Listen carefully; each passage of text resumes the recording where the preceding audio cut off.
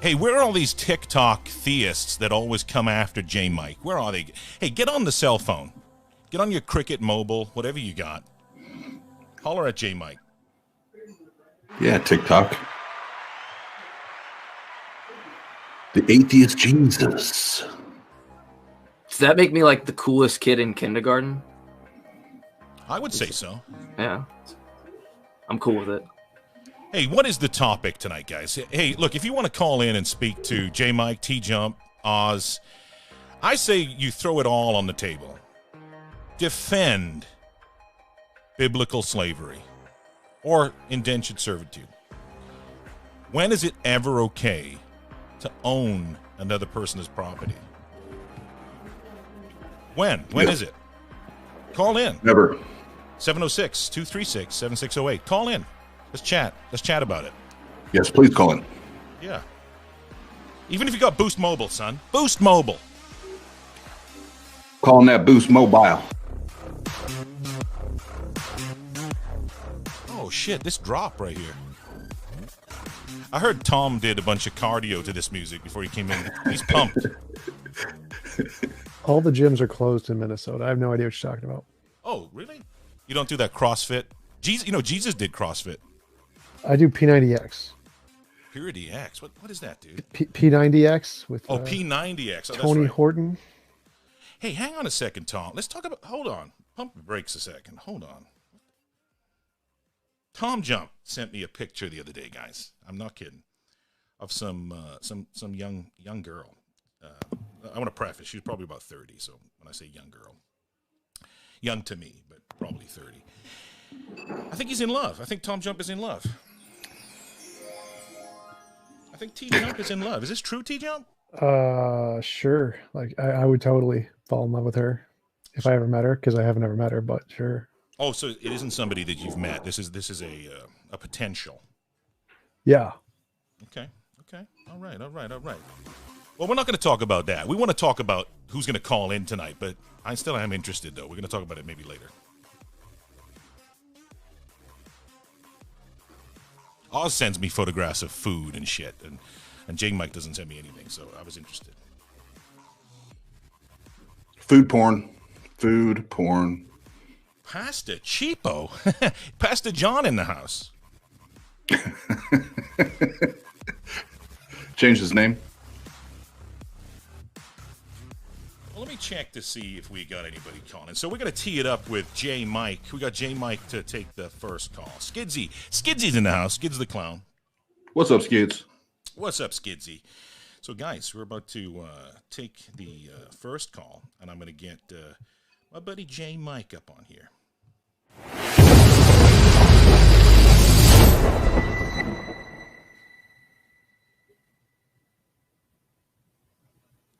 What's up, J Mike? How you doing, buddy?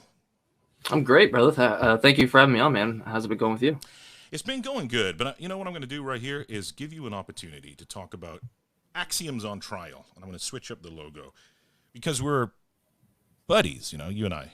The two mics, and Axioms on Trial, if you haven't heard about it, is Mike and Sistano.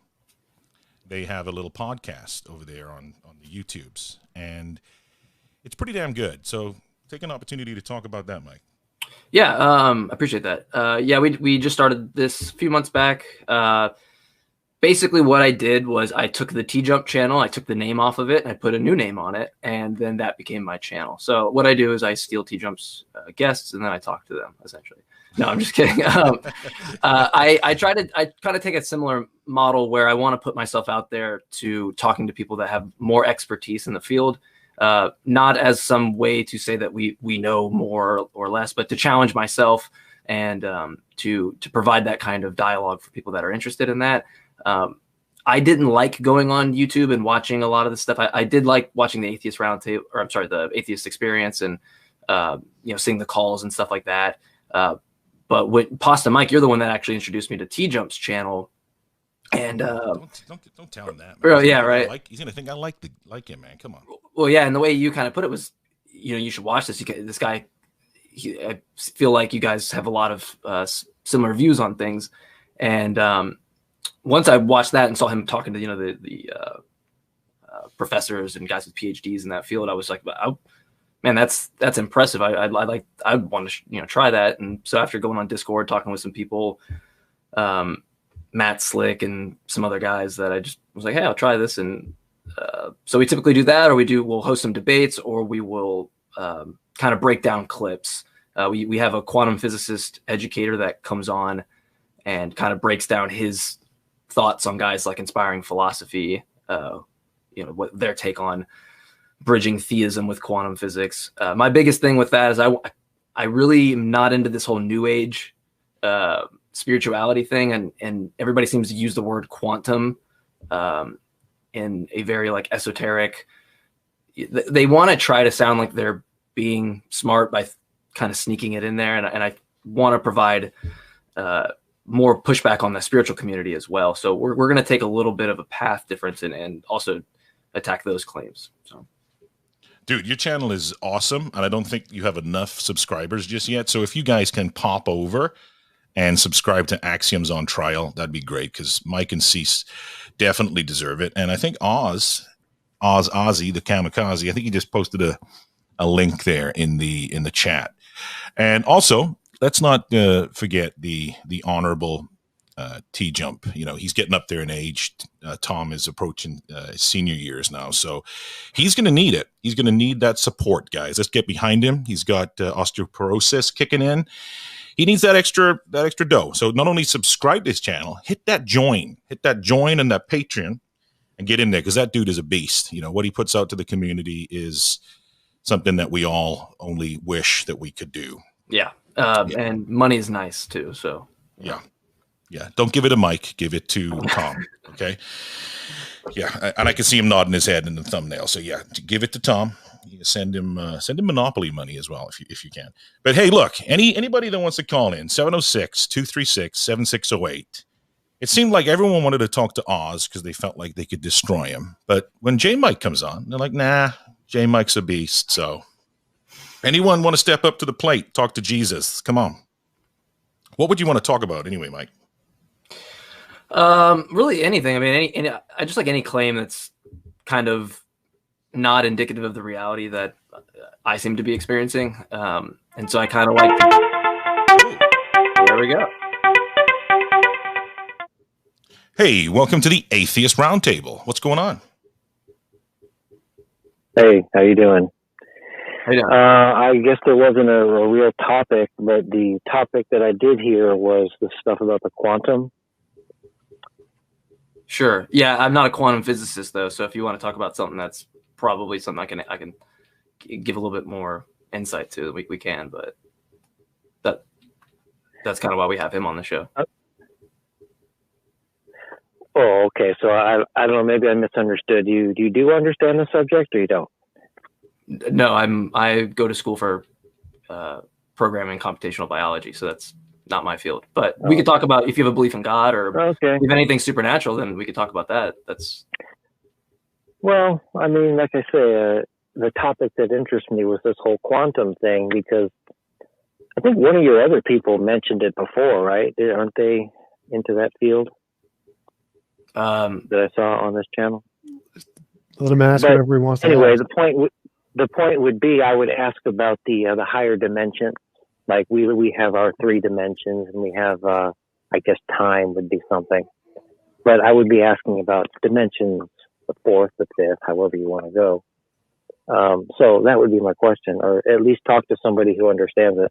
I mean, I don't really understand it. That's why I'm asking you guys. Sure. Well, what would the question be, and then what are you kind of assuming that question infers? Well, if you don't understand it, I don't know what you're going to tell me, but I guess what I would ask is, like, when you go to the 4th and 5th dimension, let's say we have 3, and then you're going higher. So let's say you're up to number 5. If you exist in that 5th dimension, the other previous dimensions, 1, 2, and 3, the ones we live in, those still exist, right? I mean, they are still accessible to whatever is in that 5th dimension. Is that right or wrong? Yeah, all the dimensions exist simultaneously, but you can't actually go to different dimensions. Like time, as you mentioned, is a dimension. You can't like go from space to time. They're all the same thing. It's not like you can move from the 3 dimensions to the time dimension. They're all kind of attached. So yeah, they all exist simultaneously. They don't like go anywhere, but you can't like traverse them. Yeah. Yeah, I would say Carl Sagan has like a pretty good. There's a video on YouTube where he has a pretty good explanation of kind of showing, he calls it horizontal land, right? And so flat land, and so everything's flat, and then this apple kind of comes down, and the way he represents this, I believe he stamps the bottom of the apple to kind of show that you are only going to see this kind of slice of it. And TJump, you might be able to explain this a little better, but I think that kind of would be more so what he's saying. You're not going to transverse this kind of thing. You're only going to actually experience what it is you're kind of bound to. Would that be fair? You're not going to see it. You're not going to see it for what it totally is, but you're going to see part of it somehow. Sure, but what was your question about? Like, so yes, the dimensions all exist there. You can't really traverse them in the kind of sense because they're all attached. But what was your question leading to? Well, I just wanted to try to understand it. I mean, because I would take it to this topic, I would say, well, the spiritual dimension, whatever you want to call that. And again, I'm not an expert in this. I'm just, going through it. I wouldn't be able to put a number on what that would be, but if it's a higher dimension, one we can't see, put it that way, that dimension, whatever's in that dimension, can also come into our dimension, just like the apple comes into the Flatlanders dimension. Even though you wouldn't see it for what it totally is, you would see some part of it, right? Well, the way you're using dimension isn't like the dimensions in physics. Like dimensions in physics are like governing laws that affect certain kinds of things, like the 3 dimensions of height, depth, and width, and the dimension of time, and then dimensions of other certain features of string theory. But there's not like, if there was a supernatural dimension, it would exist just like all the other dimensions, just a law of physics. That would be what it means. But what you seem to mean by dimension is like another world, like a different world. So it's possible there's a supernatural dimension. That's definitely a possibility. I don't know, like, why would that matter? Is that like there's no evidence of that? Yeah, it just seems kind of like speculation now, but I'm not really seeing where we're kind of leading to. Well, it makes sense to me. If there's a higher dimension and there's something in that dimension, I mean, I already explained it. It can enter our dimension and you would see it, but you wouldn't see it for what it totally is. But I guess to answer what you were saying, TJump, all I'm really saying is it's something you cannot see. Something you cannot see can, in a higher dimension, could be seen if it were to sort of enter into our dimensions. But I guess you've already answered that for what you want to say. Well, if I can, sure. So that's not quite how dimensions work in physics, but sure, it is possible there is a supernatural thing that exists in a different dimension, if you want to call it that. Yes, but there's no evidence of that. It's definitely possible, but possibility doesn't mean it's likely. Like it's possible there's $10 billion in my bank account. That doesn't mean it's true. So the fact that it's possible does not. Go ahead. But there are higher dimensions that we can't see. Is that not true, or it is? Well, we have like a thing like a tesseract, for example. I mean, just because we have that, we're not going to actually be able to represent what a tesseract really looks like. Does that make it? Maybe I'm not hearing you right, but just because we don't understand that, does that now mean that lends credibility to a tesseract in another dimension being supernatural? Because I'm not really. I'm trying to bridge this. So yeah. I think what he's saying is, yes, there are definitely things we don't know, but the fact that there are things we don't know isn't evidence of the supernatural. Okay, yeah, well, that's fair enough. I mean, I understand your answer, and I think you've pretty much answered my question. Cool. Thanks for coming on. As far as the other topics, I don't feel comfortable talking about them because it always seems like when you guys ask me questions, it's like you don't really want an answer. You're just forming some kind of complaint into your question. It's like, so like, do I believe in slavery? And like, that's not my topic. So I would say in the same aspect, like that's why I'm not comfortable answering things about quantum physics because I don't have an expertise in it. In any couple minutes, yeah. So in that same token, but when we mention things like the slavery thing, if you're a Christian, I mean, like, do you not take that is in the book? Do you not accept that was given to Moses? Like, do you not accept that as a law? Like, because that is a thing. Yeah. Right. And I haven't studied the subject. I can't comment on the slavery. That's fair enough. Unfortunately. Sure. I know people love to talk about it, but. Sure. Well, so if you believe in God, I don't know enough. Could I ask you a question? Go ahead. Sure. Do you believe in God? Yes. Okay. Well, how did you come to that determination? Like, what was it that convinced you? We've already been through this. You can look at the other. Okay, sorry. My bad. I didn't see that part. I'm sorry. Yeah. Well, I mean, that's the problem I have. If you guys are not really, Bible students or Bible thumpers, we're not really going to have much to talk about. Actually, that's what I love to do is textual criticism. So I can do that if you'd like. I can't talk about quantum physics. Right. That's not something I do. Uh-huh. I'm just trying to be honest. Sure. Yeah. So I mean, well, you want to go through that, and we could go through Q source. We could go what you want. The reliability. I love it. That's like my favorite thing to talk about. Well, what verse would you bring up? What do you mean? What verse? I just generally, do you think it's reliable or not reliable, or do you take? Well, there's the verse where Jesus bends down and he draws let he who is without sin cast the first stone in the sand. We definitely know that was added in way later. No, Jesus never did that. We know that for sure. Yeah. Well, that's the funny thing about history. It's like, and that's another topic people love to say. People will say, Moses never existed. The Exodus never happened. Mm-hmm. And then you'll talk to other people who will say, look, over here, here's the evidence. Here's the evidence for Moses. Here's the evidence for the Exodus. So, I mean, the position that I go with, I say, look, I take it for what it is. I have no reason to doubt it. But I cannot go back in time and tell you what happened. I can't see it for myself. So when it comes to the history, I mean, I don't know what to say about those things. Sure. I just take the word for what it is.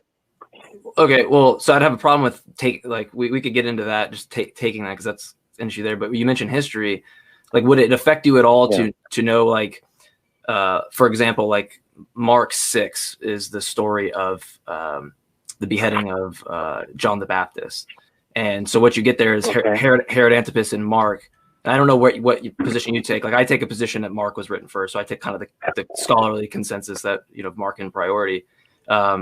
But you get in Mark 6 that they refer to Herod Antipas as a king, but he's not actually a king. He was a tetrarch. Like in antiquity, we know he was a ruler of a fourth. It's a pretty big difference.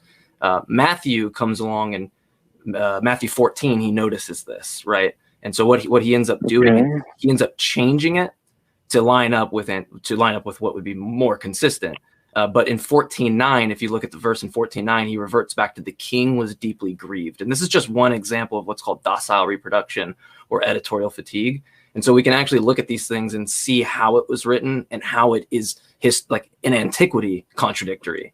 And then we can even that's just one example of many, but we can get a kind of a feel for that. So if you were walked down this path of seeing how it was kind of constructed and how things were changed, would that affect the reliability of the book to you, or would you still take it on its word? Well, listen, I've seen all the videos that make these claims. I've been through it, and I could say that, I don't know, maybe 2/3 of these problems are easily understandable and explainable as far as these different wordings and such. So, like, when you bring up another one, oh, well, look, Matthew changed this. Like, I'm just not buying it. You can buy it all you want. I'm not buying it. Because most of the time when I go into it and I look at it, there's an answer for it. And just because you don't see that answer, or somebody's confused about it, or maybe maybe even I can't understand what it's talking about, I'm not taking that as some invalid thing. You can, but I don't. So would you take that the majority of historians in every academic field all over the world all agree? Would that be good evidence for you? Or would you think just that a few crackpots have a different opinion? Is that good evidence against their interpretation? Well, I didn't understand what you said. You said most of the academia is going to... Yeah, like if the Bible vast critic, majority of basically. if the vast majority of all of the academics all agree that, for example, a passage was added in later, or that something along those lines, everywhere in the world, including Well, all of the... hey, at some point, I got to make up my mind for myself, and I don't see any reason to doubt the Bible. If I'm sure, and just back to like these claims, if I thought like you guys, if I followed these videos and I believed what you guys were saying, I would start doubting too. But fortunately, I'm able to find the truth in a lot of these things, and I'm able to find, the validity in it. So you say videos like though. I'm not getting this from video. This is like scholarly consensus. This is actually going hand in hand with what Tom is asking you. So this isn't a video. This is scholarly consensus. That's why I said like marking priority, scholarly. I even laid that down before I mentioned it.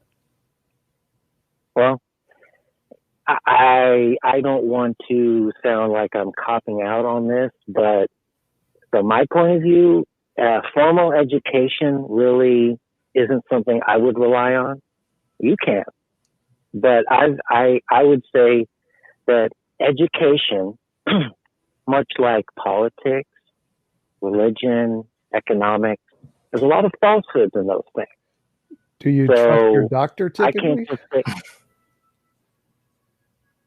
like doctors, engineers, literally any other field that doesn't go against your ideology. You trust the experts in those, don't you? Like people who build planes, people who build computers. You trust all of them, but for some reason, the experts in history, not so much. Well, I guess another part of it is, look, I'm not an academic. I haven't gone through it. Just like the history, I can't go back and look. I'm not looking through clay tablets. I can't see for myself. Sure. Like this may sound strange to you. It's kind of a weird analogy. Like, and it's just you might think this is dumb, but like you look up in the sky and you say, okay, well that's the planet Venus. But how do I really know just on my own that that's what it is? I'm not saying it isn't. I'm just saying for me to check that out for myself is a whole other step that I haven't taken. Just like I don't take those steps with education, academia, doctors. Yeah, but it sounds like I get to your point, TJump. But it sounds like you're instead. So you have an issue here where why should I? This is what the problem I find with this is that what you're saying is, how would I know if that's the case? And I think that's a very honest way to look at it. Like, how am I honestly going to know? I don't have the resources to kind of confirm this. I get that. Like that's a very valid thing to put forth. Mm-hmm. But you said earlier in the call that you take the word of this book, right? Just because it says it, right? But not the word of potential experts or people who have developed this. Like, I mean, we have an example of me being able to talk to you just right now through the fact that experts have been able to kind of figure this out and develop this. We have at least some kind of implicit basis to understand what you can get through this methodology of determining truth versus the one where you're just kind of saying, I accept it. But then you're also just saying, I'm not going to accept something that has a little bit more meat on the bone. And that's kind of weird to me because it's like, the methodology that you're using now has no meat on the bone. It's just literally saying, I'm going to believe it. And I could rival that with pretty much anything I want, right? Well, no. There's definite reasons. I mean, you could see it through the, well, I don't know if I should use the word prophecies, but you can see things that were written in the past and how they translate into our world today. You can see, wait, like what? You may not believe it, but the people groups written about in Genesis. Could you give me a literal passage? Like could you actually give me a passage and read it to me and show me any prophecy that's actually there? Because every time someone says, there are prophecies that predict the future, when we actually read them, they're all vague and meaningless, and none of the academic consensus think they actually mean anything. So could you give me an example of an actual prophecy and read me the passage? Well, like I said, I didn't really mean to use the word prophecy. What I meant to say was the people groups in Genesis, you can see how they have tracked who they are in our world today. You may not understand the sort of spiritual way of thinking, but Can you like give me I an was saying example? before, all the deception and the lies we have in our world, it kind of really explains the world we live in when you look at the biblical story. As far as who's who and the people groups, you could look at the Israelites and who they are today. And again, education and academia really won't show you or tell you who they are, but the truth will. Yeah, I'm not sure Truth will tell you. The people from Israel, I know, the I'm probably Israelites, losing you. like because we can definitely I'm like probably test losing you. we can test their DNA and we can tell their origin based off of the echoclines of their DNA origin. So science can definitely tell you who the Israelites are. I don't know how does the Bible do that, because I don't think the Bible can. Well, I guess what I'm saying is you have the Israelites, you have God's people, right? And there's lots of other groups mentioned, in the area. The Amalekites. I wouldn't be prepared to mention all the names about who's in Iran and who's here and who's there, but let's just say the Israelites. When you get down to who the Israelites are, you can track them through history, in real world history, to who they are today. And that those people would be the Christian nation. I don't see how you couldn't do that with... Say, oh, well, I did some DNA tests and it didn't all check out. So, at some point I have to go with what I feel is right, what I've looked at, what looks right to me, and I trust the word. So you guys can trust whatever you like. You said the Israelites are the Christian nation? Is that what you said? Yeah, essentially. That's true. And I know that sounds crazy to you, right? You weren't educated that way. But I've looked at it, and that's how it tracks. Because Israelite to me means a person who is originates from Israel, the Israeli region. So I don't think being a Christian makes you an Israeli. Exactly, and you no. It's Israeli and Israelite are two different words. Okay, so what do you mean by Israelite? Do you just mean someone who worshipped God during the time of Jesus, essentially? 12 tribes. The 12 tribes of the Israelites. You can see how they've migrated and where they went, and they actually became the Christian nation. They're the ones, again, I don't want to start mentioning things. There's videos on this, but my thing is that's who they are. I'm not sure how that, I could just give you the toys kind of play with here. I don't know how that would even get you to the conclusion, because I don't know how that you wouldn't. Someone couldn't take that in a different holy book and say that that's the case for X, Y, and Z, or for any other thing. To do that. But regardless, it's you can get details of things right. You would agree that we could get details of something right and the conclusion still be wrong, right? You that's possible. You accept that, right? Say it again. We could have detail. The Bible could be 100% right in historical claims that it makes about just. There was a city here. There was these types of trees there. There was it could get geographical locations correct. It could get people of certain origins right. But does that necessarily make the conclusion true? I'm not understanding your question, but yeah, how does what you're presenting? How does what you're presenting make?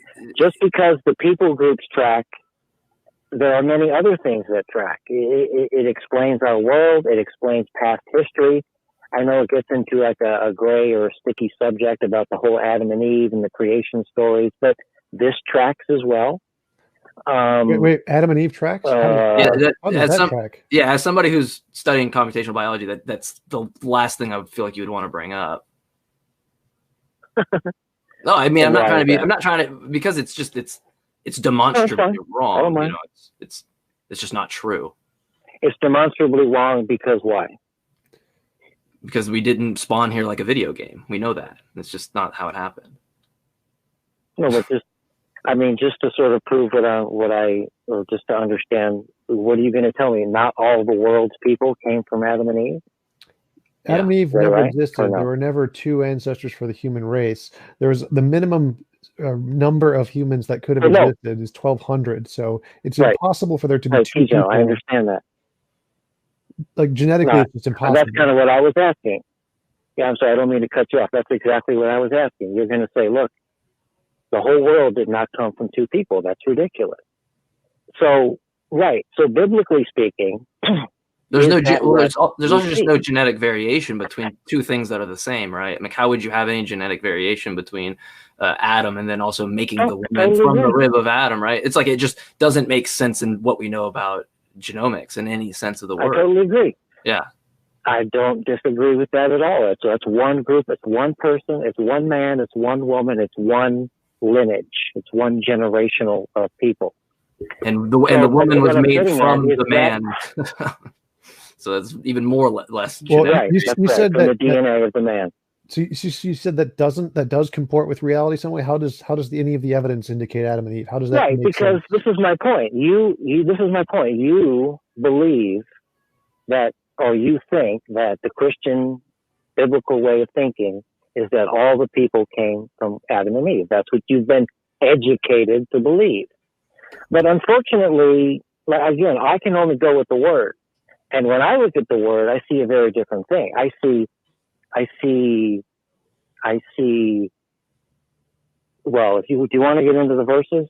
Because in chapter 1, you have the creation of mankind. Chapter 1, you have the. But do you acknowledge that the order of creation? If we're going to start there, I understand the creation story. In chapter 1, you have the creation of mankind. Mankind meaning lots of different people all over the world. That's what it was written, as far as I understand it. When you get to chapter 2, you have the creation of one man, right? Adam. So again, I'm just pointing out, you have this educated view that Adam and Eve, and you're not the only one, that Adam and Eve were the first two people.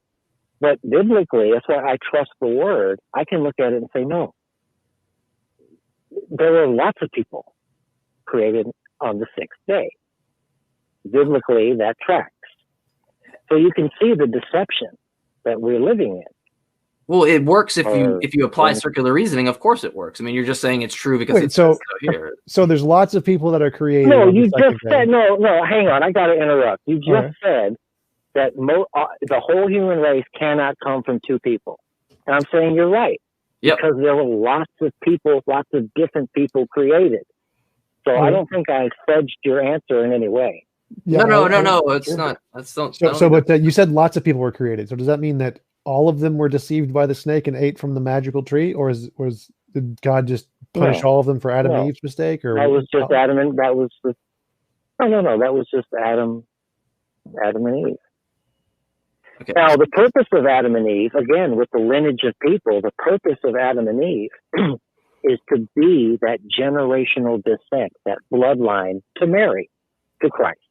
Okay, so what did everybody else do wrong? Why were they cast out of heaven? What was their sin? Well, now when you get into this whole the fall of mankind and this and that, I mean, I wouldn't be 100% prepared to talk about it. I don't think it's quite how we've been taught to believe. Well, then, but hold on. Let me cut you off. No.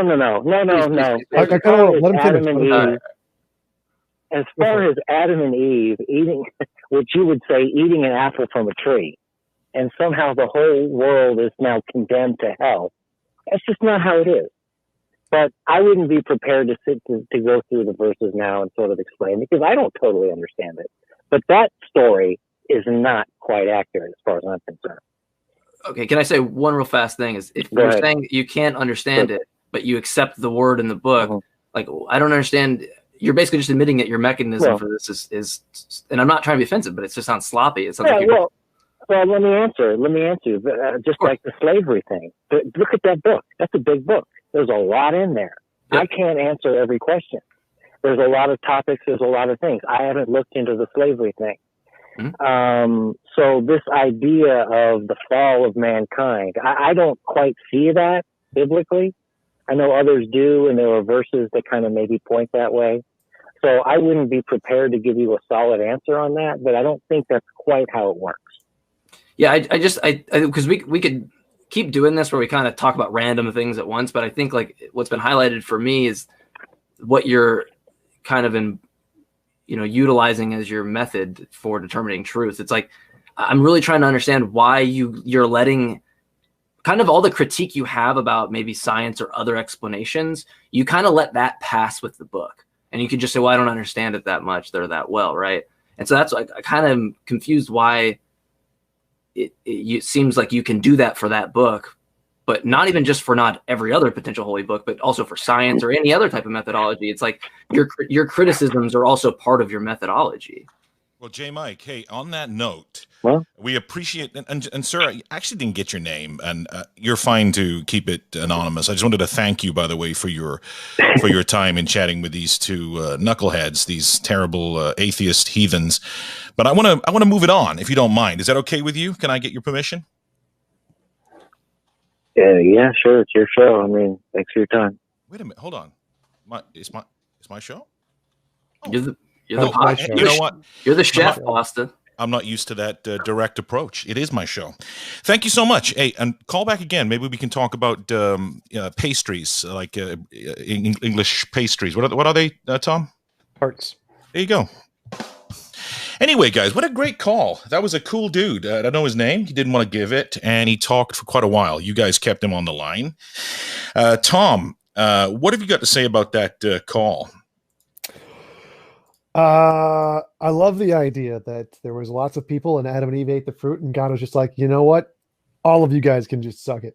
And then that sounds perfectly consistent with the Old Testament God to me. I think it makes perfect sense.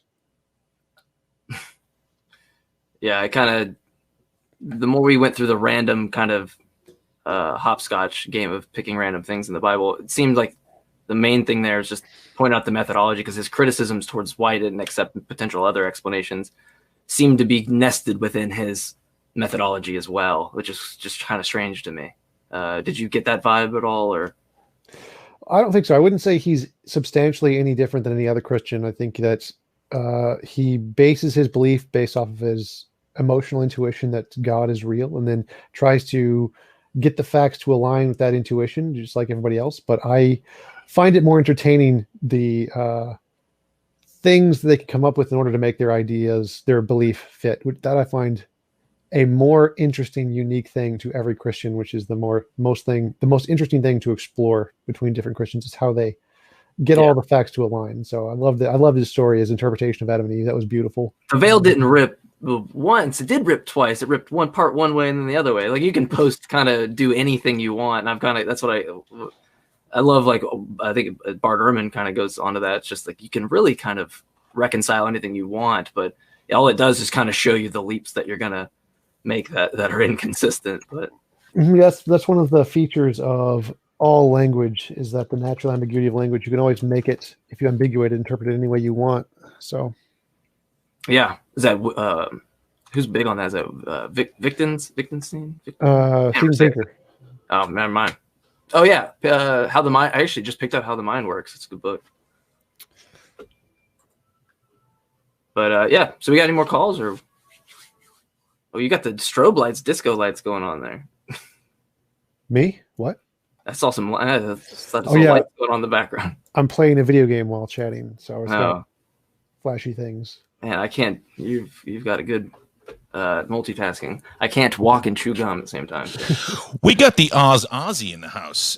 Look, if you guys want to call in and talk to Oz is fired up right now. He just told me that he got done eating some spicy potato chips, and he's pumped up and he's ready to go. So it is 706-236-7608. Take your pick. Who you want to talk to?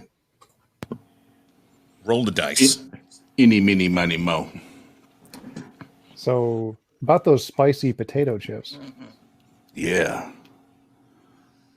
Oz, tell him about those spicy potato chips. Oh man, it's one of those things where that shit's hot. That shit's hot. So goddamn hot. That shit hot. No, for real. That's I love spicy food. I've done like a lot of hot wing challenges. Those motherfuckers were like punch you in the fucking face hot. Oh my god. Yeah, I saw your chip challenge. That was I felt for you. Bro, and I felt that shit for like 2 days. Dude, your face looked like a bitter evangelical Christian that had just left the church with no tithing. That's what you looked like. No tithing. Yeah. Like the bucket went round on the pandemic month. You know what I'm saying? Nobody could put in. Nobody could chip in. Well, kind of like Pastor John always hanging out and never putting the super chats up. Kind of like that. I don't know about you, but Pastor John is a cheap bastard. Yeah, he is. Son of a bitch. He gets all this name recognition on our channel, but never puts up super chat. So this is officially the last episode that I say his name on until he starts putting up some super chats. Pastor John, reach into your goddamn pocket, bro. Quit talking in tongues. I know he takes money out of the offering bucket. I don't know why he's fronting. He do be fronting, though. Anyway, 706-236-7608. We can kick Oz back off if you don't want to talk to him. I know you get intimidated by Oz's killer biblical rhetoric that he has. He's like the Christopher Hitchens of Indiana. I heard the Agaton Foundation is going to do a mashup of all the things Oz has done on Tart. They said, isn't that Mike? J. Mike, didn't they say that? J. Mike's muted. Haha, mute J. Mike. Mute J. Mike. Well, they asked me, but then what they had said was, I don't think that guy can speak or talk because he's muted. So, but I told him he can. He does have the ability, and so I pass him along to you. All seriousness, though, that's a fucking killer video they put together of Tom. You know, I know I joke around a lot, but that's a fucking badass video of Tom. Yeah. And if you get Ben, I can't remember his last name. Tom will know it, obviously, but Tom just had a debate this last week, and he destroyed. Like, go watch it. He destroyed. Well, Ben Arbor, that was actually almost 2 years ago, and he actually died last week in a car crash. The reason I posted it was put the links to the GoFundMe for his family in the description, because he and his wife were driving home like a few blocks from their house, and they were hit by two drag racing cars. Yeah, and it killed both him and his wife. Oh man, both of them, right? So they have like four kids, like 10 to 16 years old, and so there's a big fundraiser started by Josh Rasmussen. Yeah, that's awful. That really is awful. Yeah, we and can I say just real quick for the family? I apologize. I had no idea any of that was going on. So I apologize. I know you didn't probably. Ben is actually someone I really liked listening to. I watched his debates with Tom and Graham Oppie. It's funny. I went over to my parents' house. I spent the night over there. I was hanging out with my family, and then I woke up and was like, it's like 7, 8 in the morning. I was like, I'm gonna throw on a debate and make some coffee. I threw on the TJump Ben Arbor debate, not the recent one, but the one you did on your show. And I felt the need to reach out to him. I was like, hey man, I actually really enjoy your, how you present yourself and how you're I like the pedanticness of like how you defined words with Graham Oppie. And then I found out like an hour after that he had passed away. And so I was just like, yeah, it really hit me in a weird way. Cause I was hoping to reach out and make some contact with him. But yeah, it's unfortunate, man. It really is. Yeah, that sucks.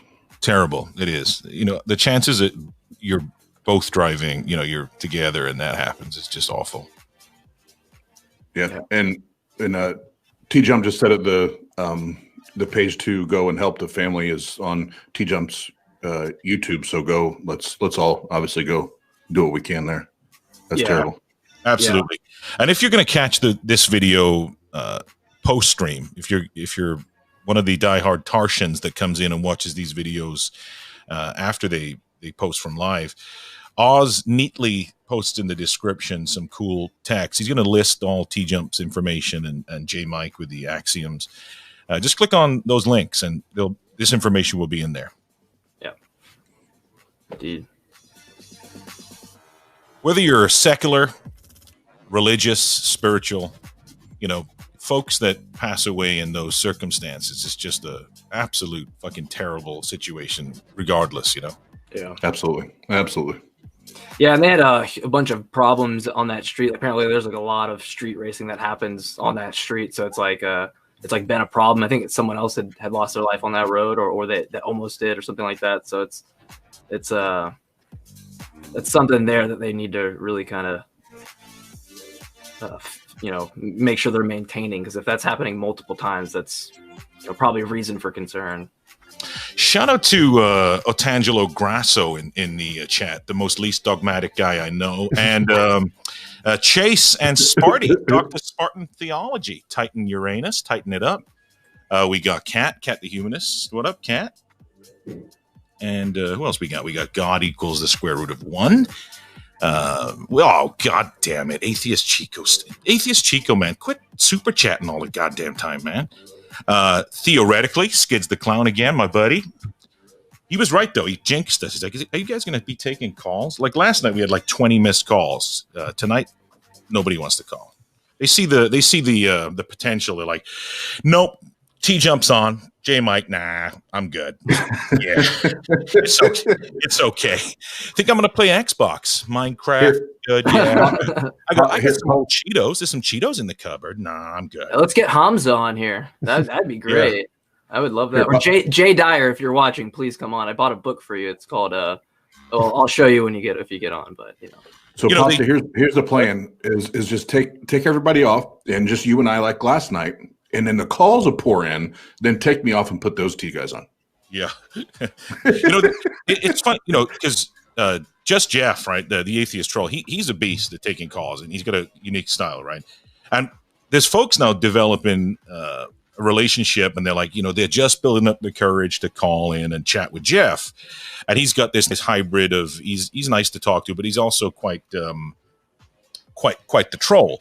But they're just getting the courage to call in to folks like Jeff, and then they see TJump and J Mike, and they're just, I can't do it. I can't dial. I can't dial. I don't think anybody knows who I am, but the TJump part is right. But yeah, I appreciate it. It makes me feel good. It's kind of like how when I take TJump's guests and they're like, they have PhDs, it just makes me feel like I'm smart, but I'm really not, so it's kind of that same by association, right? J Mike hasn't obviously been to Atheist Grinder, where I've posted his picture all over the fucking place. Repeatedly.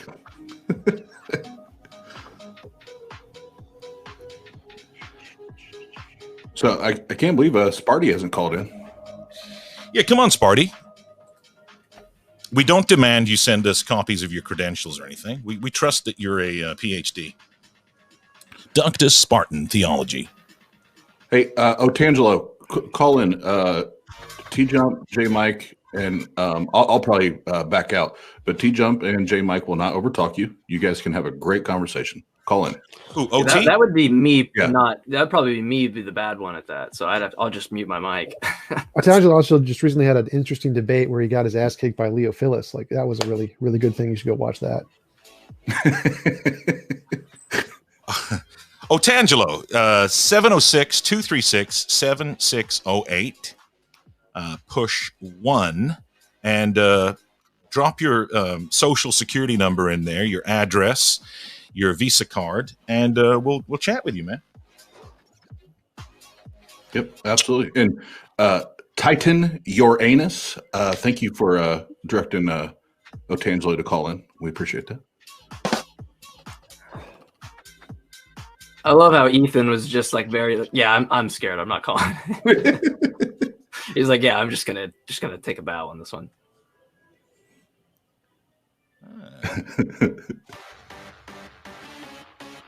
Oh shit! Wait a minute. I'll try to summon Darth Dawkins with like my New Age 5D consciousness thing. So. You guys already lied because you told me if I said what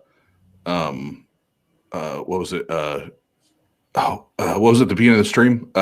He says all the time, "Gip Golish" or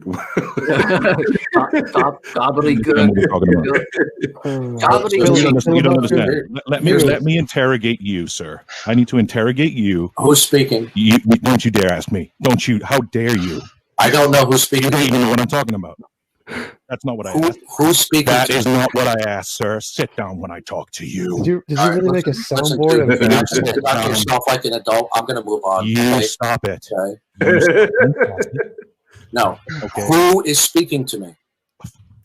It's Is it Austin? Is it railing my conversation with Cease? Okay. Darth. No, we're not. Darth. We're not. Darth. Doing that.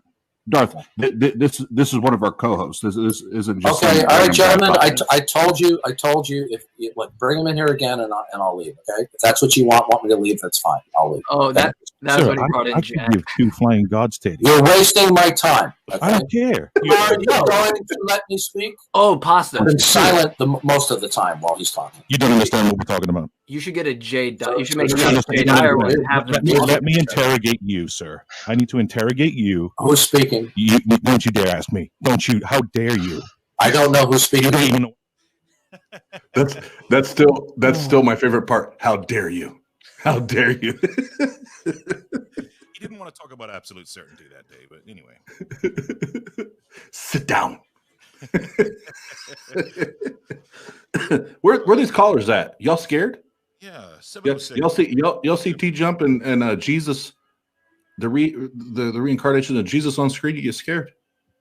I don't know. What the hell's going on? You don't have that number on airplane mode, do you? Possibly. I'm telling you, they see TJump, and even Pastor John. Normally, Pastor John would have called in by now. You know. Well, he even said in the chat, he was like, "Oh, I saw TJump. No, I ain't fucking with that shit." Yeah, TJump. I started talking to TJump. That faith shit don't matter no more. No, they know. Let's get Chase on here. Faith is bullshit. Call.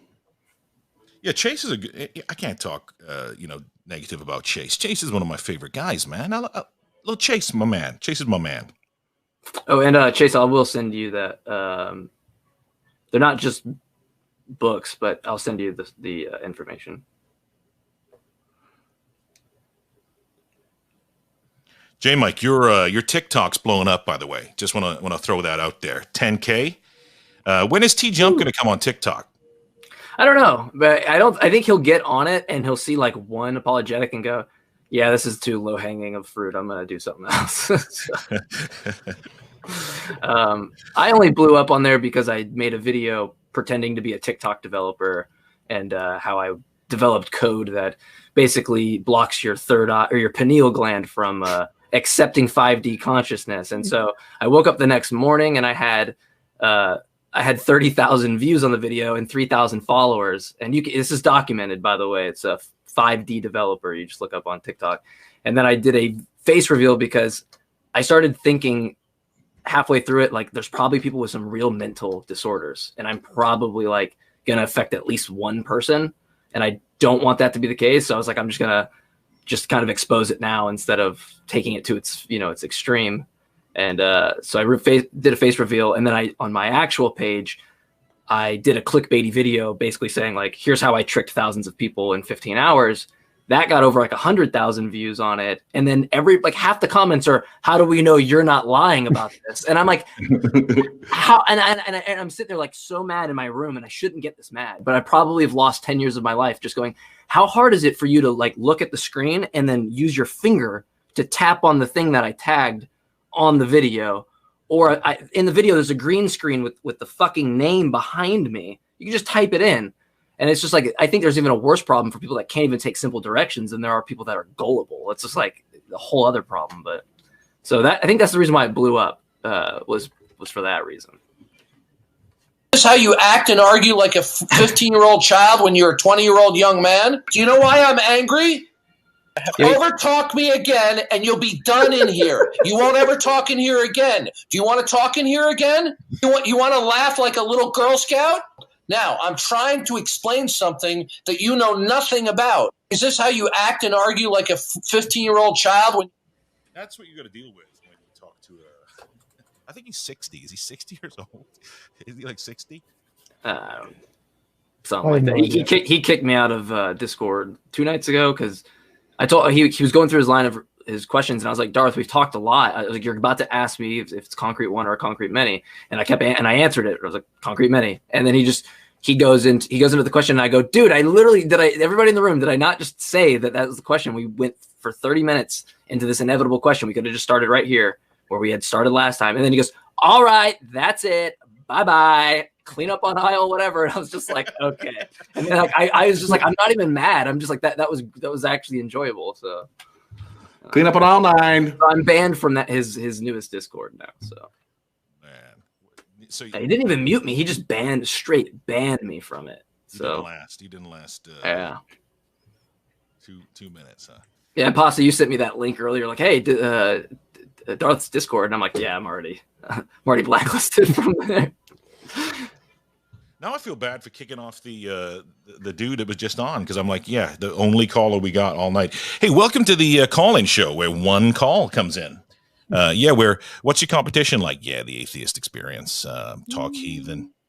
Yeah, they're scared to jump. How many calls you get? Just one. Just the one call. It's the call-in show. It's like literal. Just the call-in show. Just one call. Anyway, so guys, how was your weekend? Anyway, let's talk about something else. Let's rename the show to the gossip show. Let's talk about like sitcoms and shit. What's going on? That's probably not my best bag, but I would say The Boys TV show on I don't remember. Amazon. Yeah, Amazon, that is a phenomenal TV show, and they go full atheist. I think in like episode 5, where they just make fun of religious people the entire time. Absolutely hilarious. Is it really an atheist-based show? I don't know if it's an atheist-based show, but the main hero guy is an atheist, and they go to a Christian conference, and the main pastor is, of course, some kind of a sexual predator guy, and the main character there is just making fun of God and the Bible the entire time. Absolutely hilarious. Gotta love that. Gotta love it. Shout out to any show that's atheist. Any show atheist, shout out. Any Christian show, right. Let's get them banned. Let's TBN. let's boycott TBN. any Christian shows. TBN, fuck TBN. Hey, remember this time last year, Netflix came out with that Jesus is Gay movie. They were all the pastors were trying to get it boycott Netflix. Yeah. How dare you change my story? Oh well. Those 12 disciples, though. Wait until they figure out Jesus was actually a black Middle Eastern guy. God damn it, Tom. And mute Jesus. So now, right. This is the new thing. So now you're telling me I got to change my entire gimmick up now. Awesome, cool. I don't think in this state of the world that will be appreciated. No. Not that it should be appreciated in any state of the world, but especially right now. But in seriousness, if God is exempt from like obviously he can drown everybody and kill everybody, and it's not the same as if anyone else does it.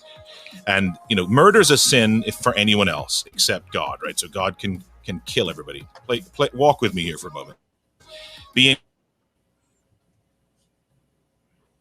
Are we walking with you?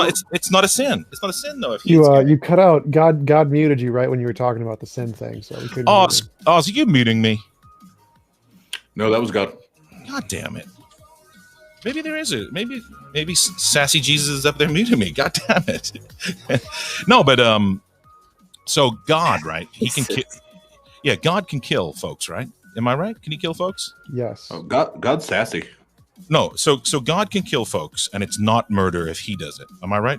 Right. Okay. So if Johnny anybody kills somebody, murder, bad, sin.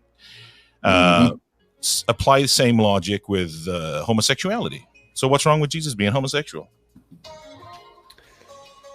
Not a sin if he does it. Not a sin. So why y'all getting upset? Let Jesus get his. You know what I'm saying? He had ombre hair as in the pictures I saw. He looked like that dude from Queer Eye for the Straight Guy show. Jonathan, is that his? Actually, Jesus Mike looks a little bit like Jonathan, and they both walk around Atlanta. So you got to be careful who you bump into up there in Atlanta. Yeah, you sure know a lot about that show. Hey, Tom, hold on, Tom. What are you trying to say, dog? What are you trying to say, dog? I can decorate a house like nobody's business, Tom. You want to come over there and fix that couch for you, bro? He'll refluff and restuff. Don't make me put a throw. Don't make me put a nice little throw on that couch, bro. I'll put a nice little throw with some tassels on that couch, dog. like TJump got a throw on that couch. His philosophy just got up some, man. I'm going to pretend I know what that means. So nobody. The theist got scared tonight. Oh, hold on, we got some voicemails. God damn it! I was fucking around, and next thing you know, I got a voicemail.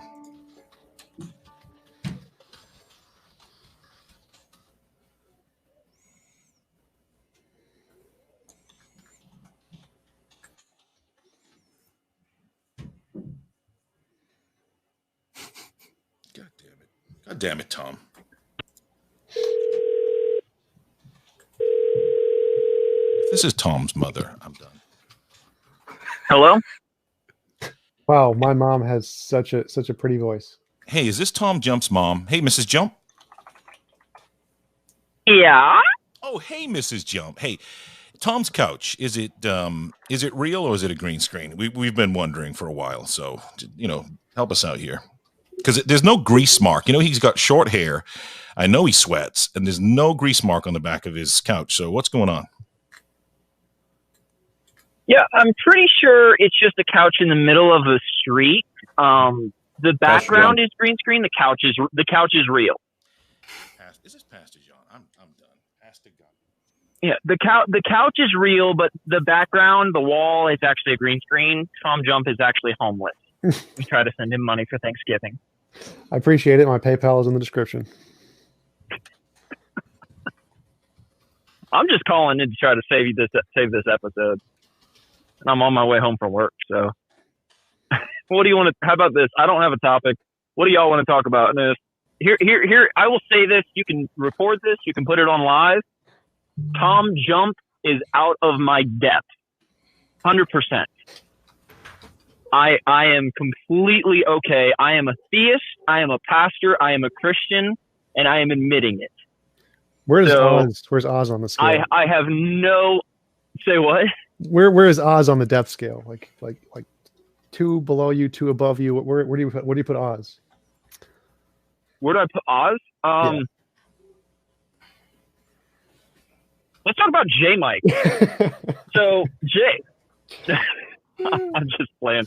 So here, I actually think, in regards to atheism, okay, if we're just looking at this from a scale, I've been a Christian my entire life. I've been in apologetics for a little over a year, where I've actually been really, really digging into this stuff.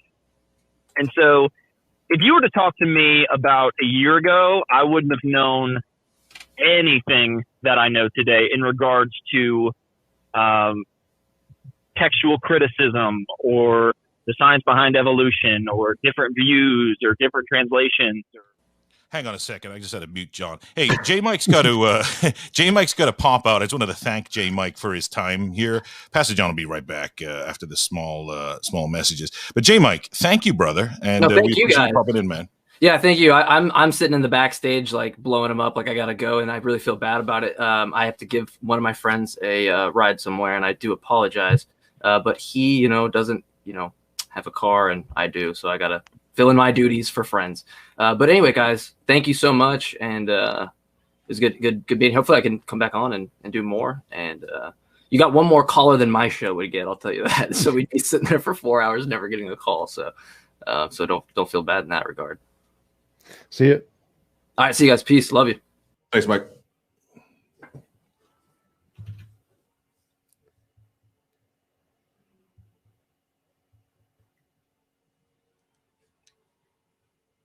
So, Tom, how was the weather?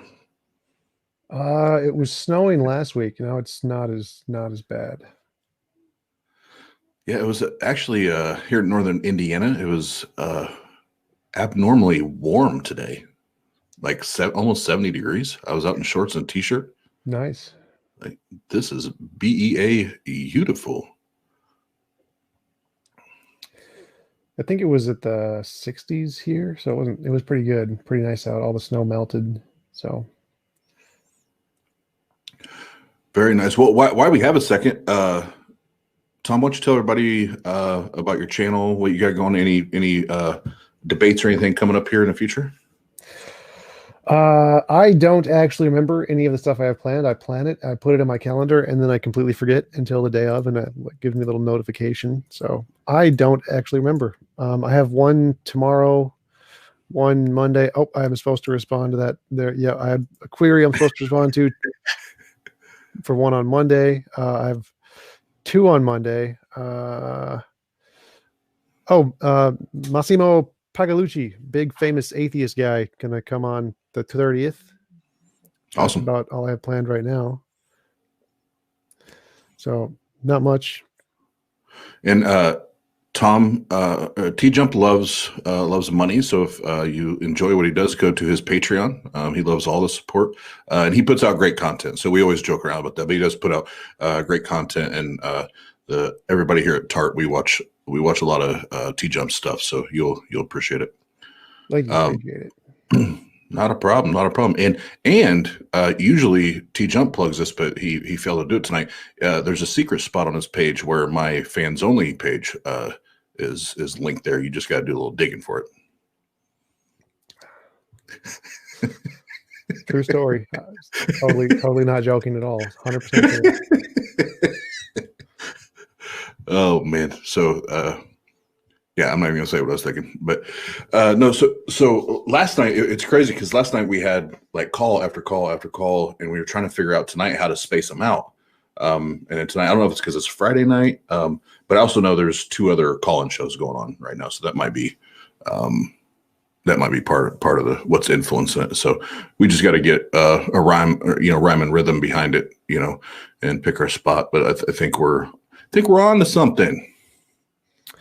Yeah, next time I'll stream it live on my channel. You can probably get some more callers that way too. God damn it, Tom! I'm right here, dude. So I'm open to actually have a discussion. And here's the thing: I'll let you guys choose the topic, and if I feel like I'm uncomfortable with it, then I'll say I don't know. Let's choose a different topic. Because where I get absolutely bombarded is in the philosophy and science thing. So again, logic, as a theist, I'm sorry. Like you said, you got bombarded in the philosophy and science and like knowing stuff and facts area. No, I get bombarded in the actual philosophy, like the getting into the fallacies and getting into how to break down an argument, what to say, what not to say. That's where I get kind of slaughtered. And I know you're a beast at that. Like I was freaking TJump over here. I'm friends with him on Facebook, and he posted, he's like, "Hey, check out my reading list." And I'm just going through, and as I'm reading his reading list, I'm having to go onto Google and find out what a word means. So I pull up a dictionary just to understand his reading list. True story. You've read more books than I have read, or probably ever will read in my life. But anyway, do you guys have a topic that you want to discuss? TJump, I've talked about to. This? You said I've talked to Patrick Don and Nausea. So TJump, you pick. I want to talk about unicorns. I like unicorns. You like? So okay, I'm a little more. Yeah, I'm a little more advanced than a unicorn, I'd say. So now, are you going the invisible pink unicorn? That argument? No, I wasn't. I was just literally the first thing that came into my head was unicorns. That's. There's no plan behind it whatsoever. Okay, so how about this? I'll go ahead and I'll say something that I disagreed with on your previous conversation. So I understand where the last guest got his idea about Genesis and about Genesis 1 versus Genesis 2. on multiple people. I understand the view. I don't necessarily. I think I'm intellectually honest enough to say where there are certain things that I'll say, yeah, I believe this is definitely the case, or for sure, or whatever. But there are many areas where I'll say I'm completely okay with being wrong about this. So where his idea was coming from, I understand. There was something you mentioned having to do with something added to Scripture. And you said something that I don't agree with, TJump. You said, we know it didn't happen. Yep. John chapter 8, specifically. Yep. Mm-hmm. You said, we know we did. So how do you make that correlation? So just because it was added in later on from a scribe does not necessarily mean it did not happen. Do you agree with that? And this might be a really short subject, but no, because the fact say that it did not happen. So if it's not recorded in any of the prior texts and then it's added in about 150 years later, that means for sure it was made up by that scribe. We know for a fact that scribe made it up and added in this text at this time in this location with this academic background. That was made up by that scribe for sure. We know that.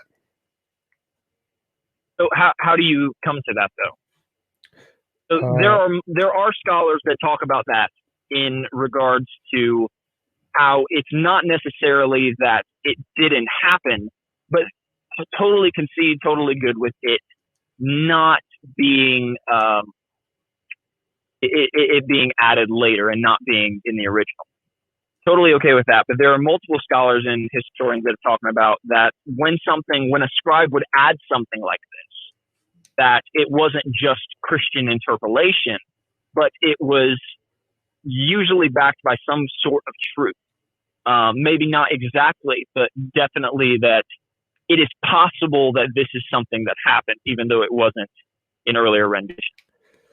Yeah, I've never heard that from any historians or scholars that somehow it's based in truth. It's usually based in the monastic priests who wrote this, that this doesn't make sense. We're going to try and make it make sense with Jesus, and that's usually the reason they added stuff later. There's no actual historical reason they added it. It's all made up because they had less access to history than we do.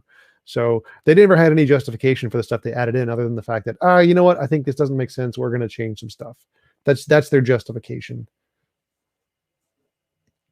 Oh, sorry, I just missed my turn. I was listening to you. So again, how do you get to that that fact, so to say, though? Not like I would be okay with you saying that it's possible that it did happen and was reported later, but to say something is factual that it didn't happen, I don't think that is a good stance to take. Well, let me ask you this. That's my biggest contest. Can we say that Santa Claus does not exist? Can we conclude that it's reasonable to say Santa Claus does not exist? Okay, so now you're entering a completely different realm and talking about things in history. I'll bring it back. So just is it reasonable to say Santa Claus does not exist? Like, obviously we can't prove it. We don't have like scientific proof Santa doesn't exist. Maybe he's like an invisible space being who just lives in the North Pole or something, right? But we can conclude Santa Claus does not exist, right? Because I would say the idea of a fat man who lives with elves in the North Pole, somewhere hidden underground, that makes toys year round to deliver to children by squeezing through their chimney all in one night, I think we can definitely say with assurance that that is an impossibility. Well, I just mean when we're talking about history. Well, no, I don't mean. I mean, so I would say that idea that Santa does not exist. I mean, what I mean is that we know that people make up stuff, and the stuff they make up, it's pretty reasonable to conclude it doesn't exist. Like Santa Claus, leprechauns, imaginary friends. If someone makes this up, you're getting into magical elements, though. The magical elements is where you lose me, because when we're dealing with scripture, we're dealing with more history. So there's nothing in this story that it's not outside of Jesus' character.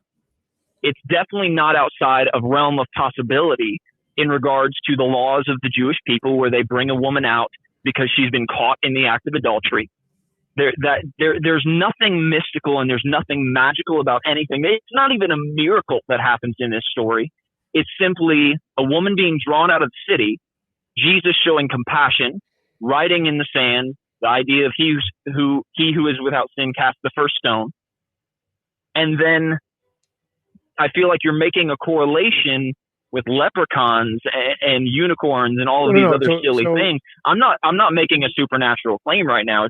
I'm making a historic claim. No, I'm not talking about the magic here. What I'm talking about is just people. So like if some guy just wrote down in a journal that Caesar Augustine sneezed on the 34th day of his 12th birthday or something, like obviously that's made up. That didn't happen. This guy just made it up. And the same thing is true of Santa Claus. Say that one more time. What was made up? I'm so sorry. You cut out just a little bit. It might be the area I'm driving to. So if some guy just wrote down, I heard Augustine. Yeah. So if some guy just wrote down Caesar Augustine sneezed on the second day of his 34th birthday, like obviously this guy just made it up. It didn't happen. He has no evidential basis to conclude that. It's just a thing he made up in his head. So whenever people make up stories, if we have no reason to believe it's actually true, then we have good reason to believe they just made it up, like the person who made up the story of Santa Claus. I'm not talking about just the magic side doesn't matter here. If someone just says there is a Santa Claus and the only reason we have to believe it is that they said so and nothing else supports that, then it's pretty reasonable that they just made it up. That's the conclusion we should come to. So the same thing if there's this story, we have hundreds of years of manuscripts that do not have this story. And somehow this one monastic monk, 150 years after the fact, gained this new revelation knowledge, meaning he made it up, and added this story in. So it's as reasonable to conclude that this guy made it up as it is to think that like J.K. Rowling made up the story about Harry Potter because there's nothing else there except her testimony of her books. It's the exact same thing. Just because if someone makes up a story with no other evidence prior to that, it's pretty reasonable to conclude that guy made it up and there's nothing else to it. So if you're trying to say that, well, there's this one monastic monk 150 years after the fact who happened to have some kind of magical revelation and happened to get a fact that no one else in history ever knew about Jesus right. Like, no, that's not reasonable. That's like about as reasonable as saying Santa Claus actually exists. It's more reasonable to say, yeah, he made it up. Yeah. So again, I'm not saying that it is not possible that it is made up. That's never been my argument in this. I'm not saying that it's not possible that it was made up. I'm saying I'm not going to say it's impossible that it happened. So it's within the realm of possibility is basically what I'm saying. It is in line with the character of Jesus. I'm not saying the story is true, but I'm also not saying that it is just absolutely false. Because it lines up with so many things. It lines up, like I said, with the compassion and the character of Jesus that we see laid out in scriptures and in the Gospels. It lines up with the way the Pharisees, it lines up even with the way that Jesus talked about the law in many different passages in scripture. So it lines up with his character. It lines up with his nature. It lines up with the climate and the culture of that day and what they would do for someone who committed adultery. And I'm not saying that it's true. I'm just saying I will also not go as far to say that it's absolutely impossible or false. So again, if you're saying there's a monk, that's my biggest contention. So again, if you're saying that there's a monk who lived 150 years after the fact and somehow gained new knowledge of Jesus that no one else had, this monk in the middle of the Bronze Age somehow gained new knowledge that no one else had at the time and no one else has today with all of our technology, and this is possibly true, it's like saying, well, it's possible there's a Santa Claus. That's essentially the same thing. Like, it's possible there's a Santa Claus. Like, it's not logically impossible, sure, but it's pretty reasonable to say, yeah, they're just making sure. I would say it's logically impossible for there to be a Santa Claus. That's where we differ. This is not logically impossible. I don't think you know what logically impossible for there to be a Santa Claus. So logically impossible means there's a self-contradiction, like a round square. So that's, if it doesn't have that, it can't be logically impossible. And there's no self-contradiction within with Santa. Okay, I would agree there's no contradiction, but within the idea of, like I said, applying magical elements to a historical reference, that's where we're talking about nothing Jesus. to do with the we're magic. talking about a man. So do you believe Jesus actually lived, first off? Yes, Jesus definitely was a human. Okay. Thank God. So I was certain you would, but I like to ask that rather than assume. So we're dealing with Jesus who actually lived. We're dealing with a time in history.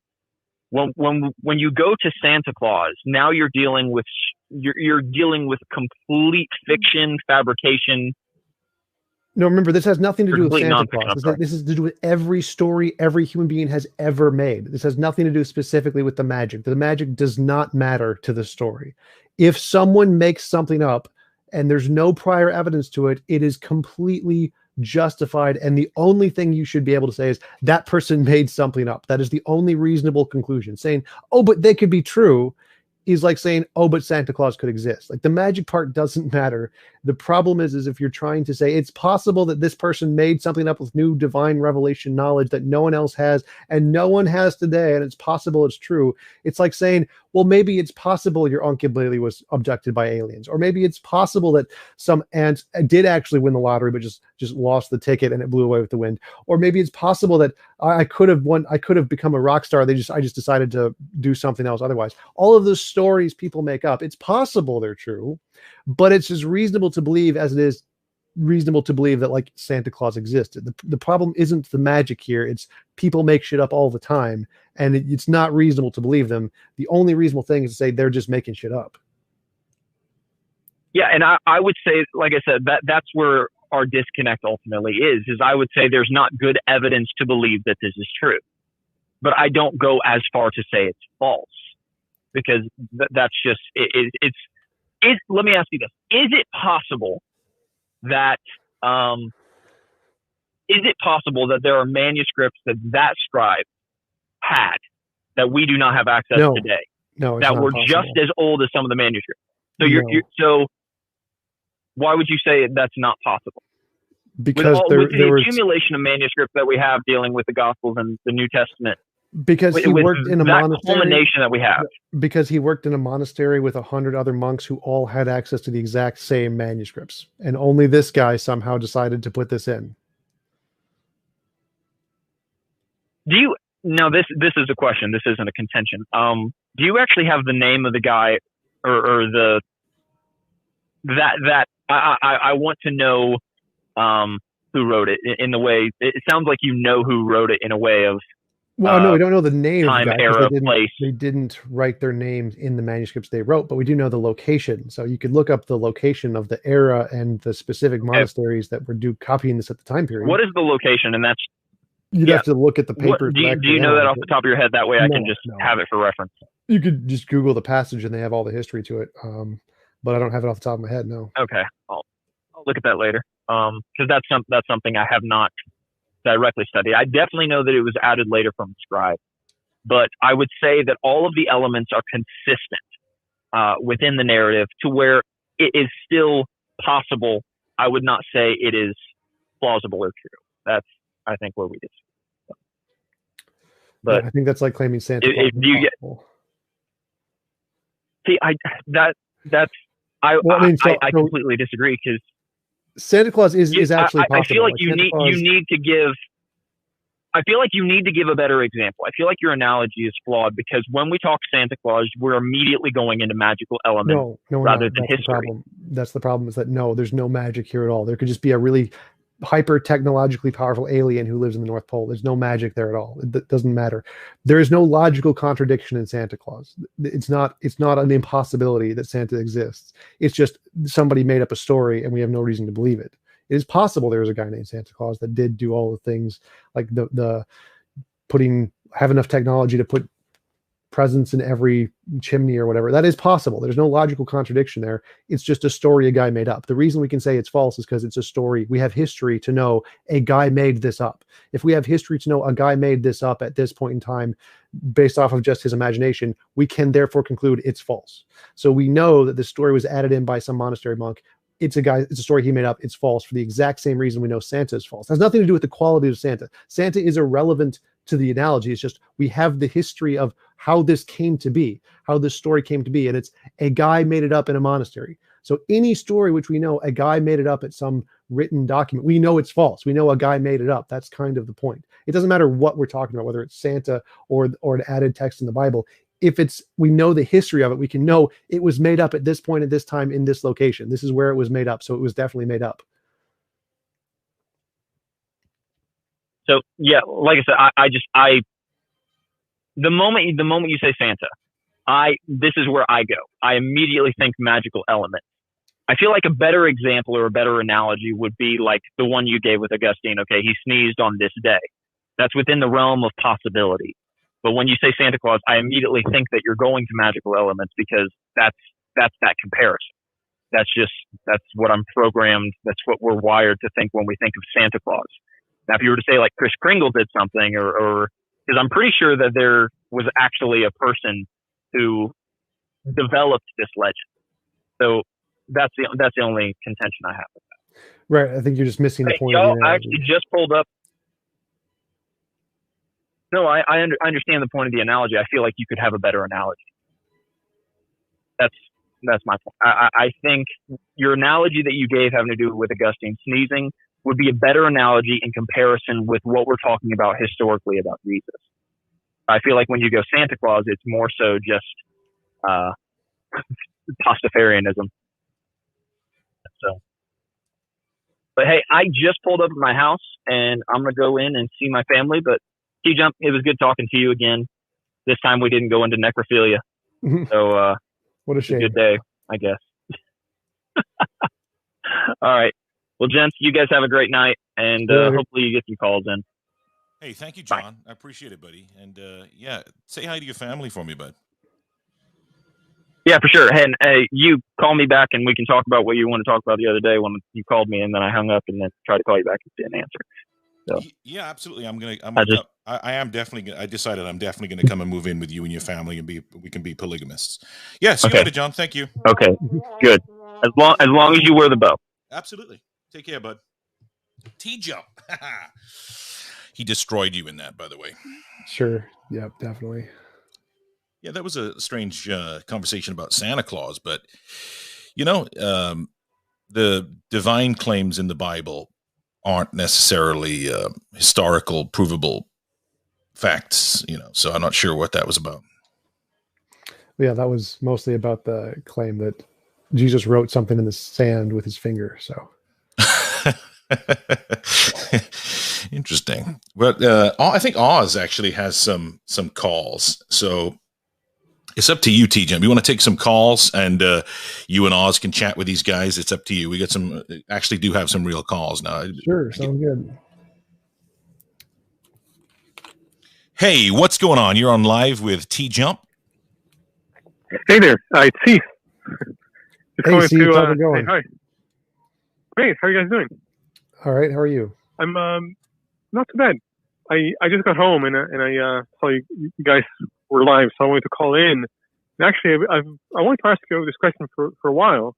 But what would be your response to sort of the idealist perspective?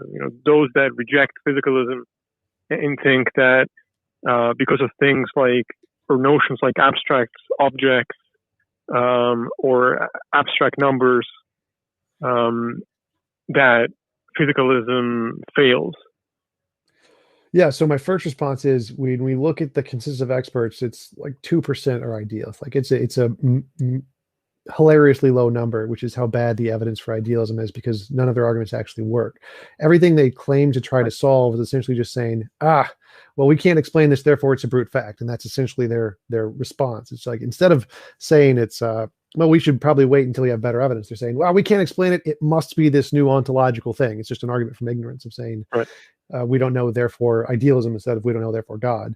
And none of their methodology has ever produced anything of any value ever in human history. So it's kind of like, you can post hoc explain everything to make it fit at your ideology, but can you give us anything new? And the answer is resoundingly no. They can do nothing to give us anything new, which is why the ideology is essentially rejected as a whole.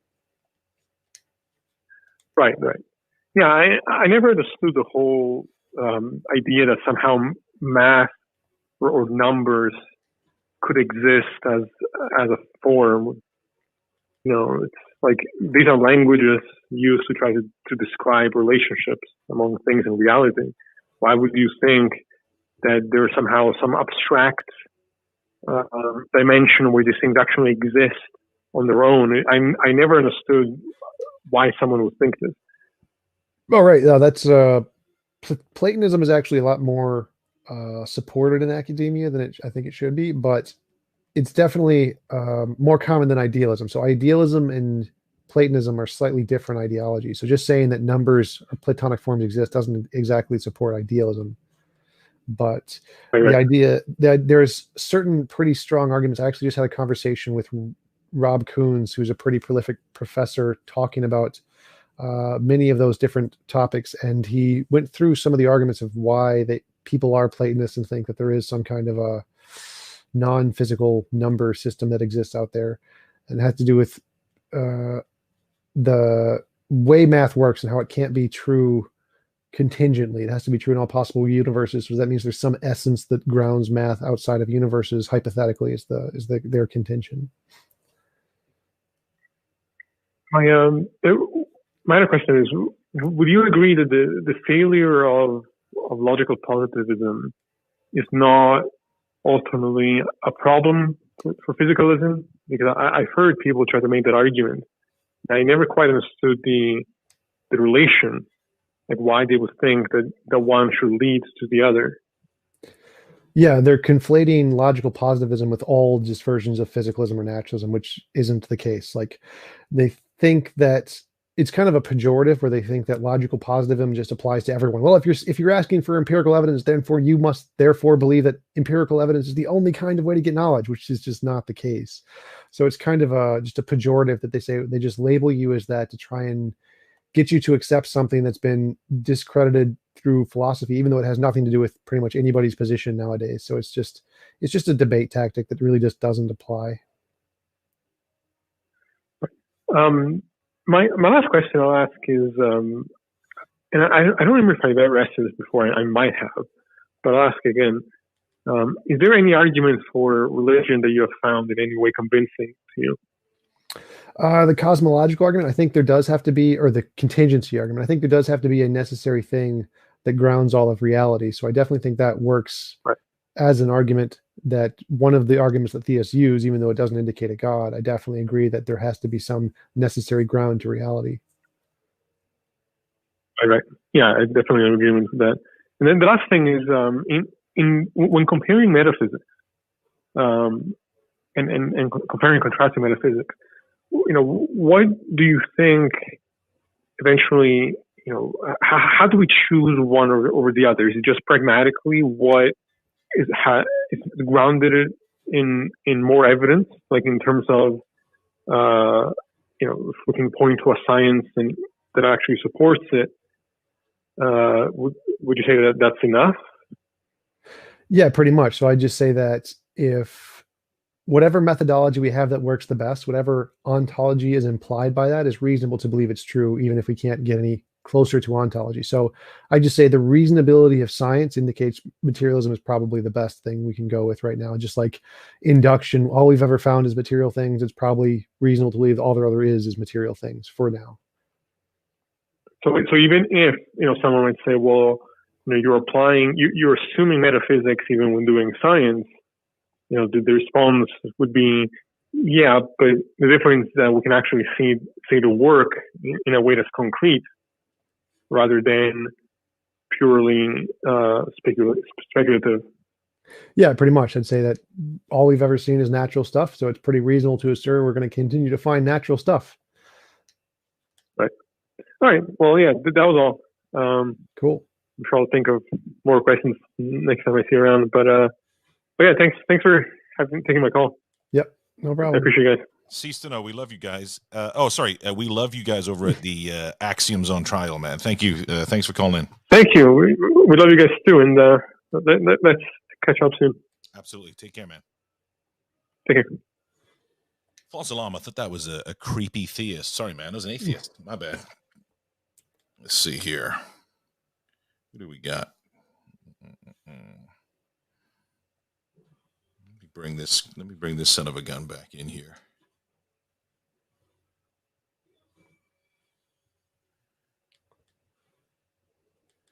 What have we got, Oz? What's going on?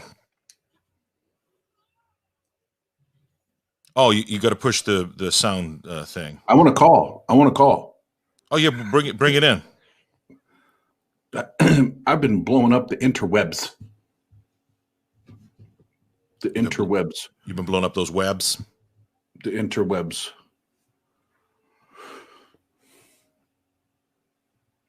Any voicemails we can call back? Let's see. I know we had to do that the other night because we got on one of those long calls. Long calls, kind of like a deep dive. Oh, a deep dive. Okay. TJump's eyebrows went straight up when we said deep dive. Yeah, like Oz pays you to play that clip every time, doesn't he? He's like, you must play this clip. He does. It's not anything that I didn't spend any time editing that up, TJump, you already know because you're my number one fan on my fans only page. When you go into my page, that's the intro video. Quit acting like you don't know. Yeah, it's like, do you like dives? Do you like them deep? Then you're gonna love this page. You gotta have the Australian accent there too. It just adds so much to it. That's not a knife. This is a knife. Yeah. I hopped into Tom's Discord the other day and I got mobbed by his minions. They're all like, "Who's this Australian guy?" I'm like, "What? What's going on here?" Australian. What's going on with your minions, Tom? You got some minions in your Discord, man. What's going on over there? Yeah, it's. I think Stripper Liquor just asked that would they be named. They want a name now. Like some YouTubers like to call their followers certain names, and like Stripper Liquor, like you should just call them the Jumpers or something. The Jumpers or something like that. Jumpers is good. I like that. I like Jumpers. I don't know. I think it's cringy. It reminds me too much of high school because I got called Jumper. It's one of my nicknames, unfortunately. Oh, your nickname was Jumper in high school? Was one of them. Really? Yeah, I got called, "Hey, jump, jump. Why don't you jump all the time?" Oh, like they were pushed. That's kind of cruel. I'm not a fan of that. That's not. It's not a cool thing. I mean, I get it that it's your actual name, but that's not a cool way of tying it in. Yep.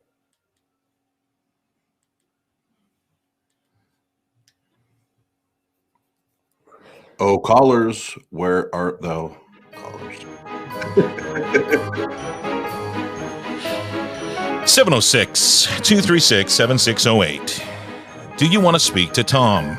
Do you want to speak to Oz? Probably not. Call in. 706-236-7608. Look at this face.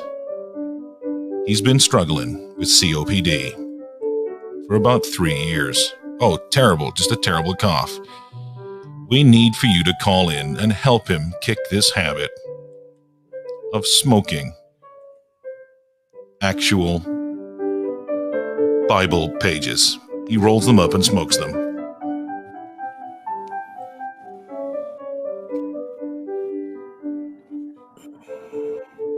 I've done that once or twice. Now, is there any evidence that you believe more if you smoke or ingest any biblical scripture? On personal experience, I could tell you it didn't make me believe anymore. I think it depends on which kind of Bible. Like I think the NIV laces their stuff with a little bit of cocaine, so I think it does work that way. Has a little more addictive nature to it.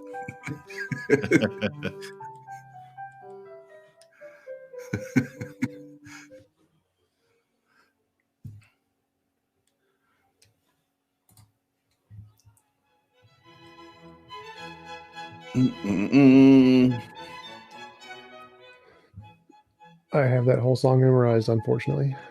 Say it again? You have this song memorized, Tom? Yep.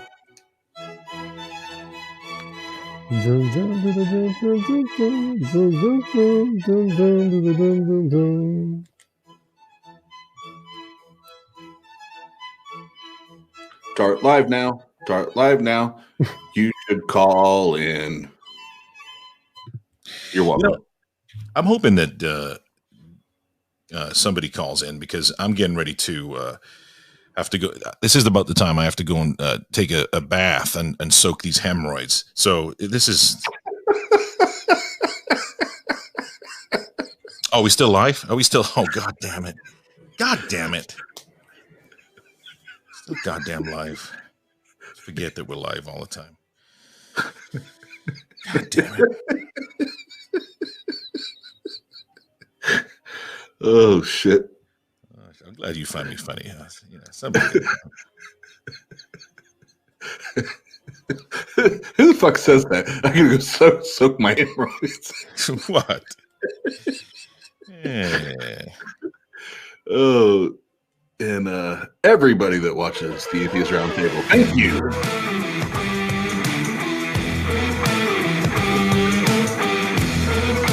Remember this music? Whose music was this at one time? Whose was this? Not Steve. Not Steve. That was that Murder Shed Steve guy at one time. Filthy animal. What a filthy animal that murder. Hey, let's talk about Murder Shed Steve for a moment. Let's do that. Tom, you've actually met the guy, right? You've met the fella in real life. Yep. Is he filthy? Is he a filthy guy? I don't know. Like compared to Oz, like I don't know. No. Hold on. Whoa. Let's set a snap. Never compare somebody to Oz when you're talking about filth. But can we just gauge him on like a regular human? Filthy animal. Yeah, I'd say he's pretty filthy for a regular human. Like the blood stains are kind of get brown after a while. Yeah, he came on the stream once with like leaves in his beard, and he didn't know they were there. I'm like, what? I remember that day. We had to chase that guy through the woods. That was odd. Now, what's the actual travel distance between you guys? 20 minutes. Really? The skepticism is close up there in Minnesota. Yeah, I mean it's Minnesota, so I can just like gun it down the highway at like 90 miles an hour is fine. Yeah. TJump, you seem like a Corvette guy, don't you? Corvette. The new ones are actually kind of nice. I don't like the old ones. Like all of the ones prior to 2020 are garbage, but the 2020 one's really nice. Are you a sports car guy? You remind me of a sports car guy. Which sports car guy do I remind you of? You just want something that's going to go really fast. Not really, because I think I want better gas mileage, so I don't have to spend money on it. I want a junker because I don't want it to be destroyed by the winter and all of the salt they put on the road. So I'm mostly junker guy. I'd like a nice car, but it's not worth the money. Okay, so swing and a miss. There you go, ladies and gentlemen. I do like nice cars. Like I really like Mercedes AMG GT. I think is a really cool car. Yeah, I'm a luxury guy. I love a good Cadillac. Just sit back, chill, put a couple of bumps in the trunk, roll blunt. Like an SUV Cadillac kind of guy. Yeah, Escalade. That's my favorite. Or my favorite all time is the 1990 Cadillac Brougham. That's how you know Brougham, the elegance. Throw some Daytons on them. Oh yeah. Oh, hold on a second. What we got going on here? Talk tone notification, guys. Uh-oh. Talk tone. All right, Oz. Talk tone. It says Mrs. Tia Mills. Tia Mills. How do I know Tia Mills? How do I know that name? Mrs. Tia Mills. Who's that? You did this last night. Huh? You did this last night. No, I didn't. Mrs. Tia Mills just called me. It says, "Hey, holla at me, Big Daddy Pasta."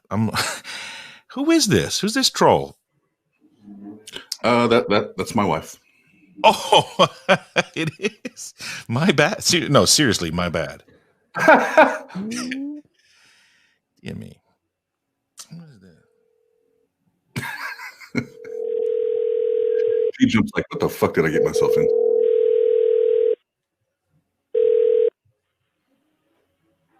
Oh, sure. Try not to talk to me. Hey, what's going on? You're on the Atheist Roundtable, a really hectic, busy live show. What's going on? One moment. Take it off. There we go. Catch it up in my ear now. So, you guys really need to get this a little bit more fun and going out there advertising. You know that, don't you? We're working on it. What's up? What do you want to talk about? Okay. How about ghosts? Sure. Ghosts. Are you good with ghosts? Go. Sure. Yeah. You know, I'm atheist, but I'm not totally skeptical when it comes to ghosts. I've had a couple experiences where I've encountered something that I just can't explain. Like dust appearing on a chalkboard after I cleaned it off. And you didn't think it could just be like wind? Not when I'm a cleaner for a living and I clean the entire area and there's no dust anywhere.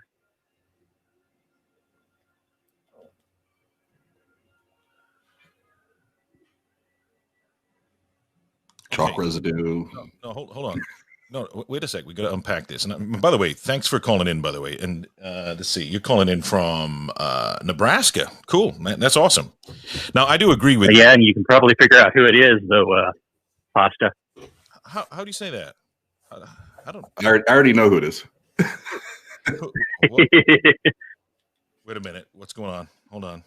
What am I missing here? Pasta, this is one of your favorite things to try and get me to talk about. What? Have I really?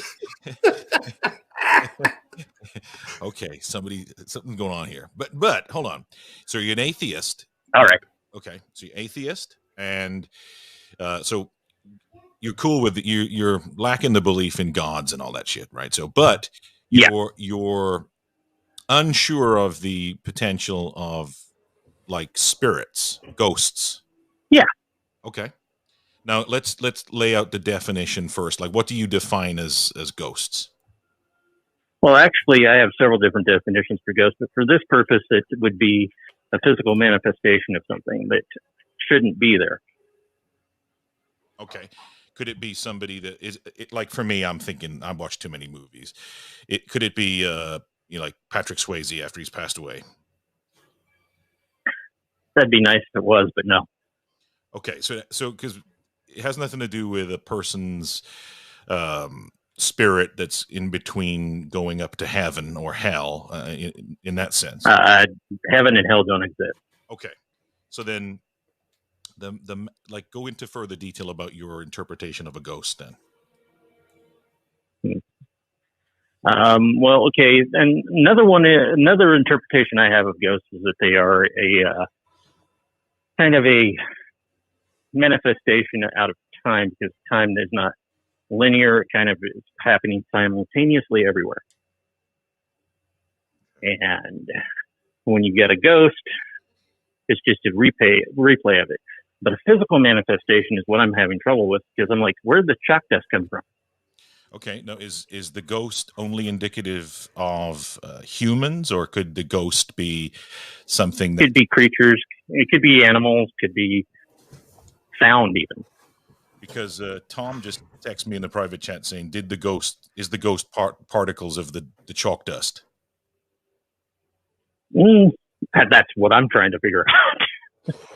Well, so the first thing I would think is maybe you just had some chalk dust like that stuck on your clothes and you didn't realize it, and when you turned around, it fell off your clothes and just went into the air and got onto the chalkboard. Or maybe there was some chalk dust in the ventilation system, and after you cleansed it and moved, it caused a difference in the pressure of air, which caused the ventilation to blow off a puff of smoke. Like, that would be more reasonable. I don't know why you would go to I can't explain it, therefore ghosts, rather than I can't explain it, therefore unknown natural cause. Yeah. That seems more reasonable. Mm-hmm. Or he saw something that looked like chalk and he snorted it and it wasn't chalk. Yeah. If only, man. If only. The good old days. So have you figured out who this is, Pasta? Well, I honestly wouldn't have known. I think Oz gave it away, but I honestly wouldn't have known. No. So this is Grumpy, right?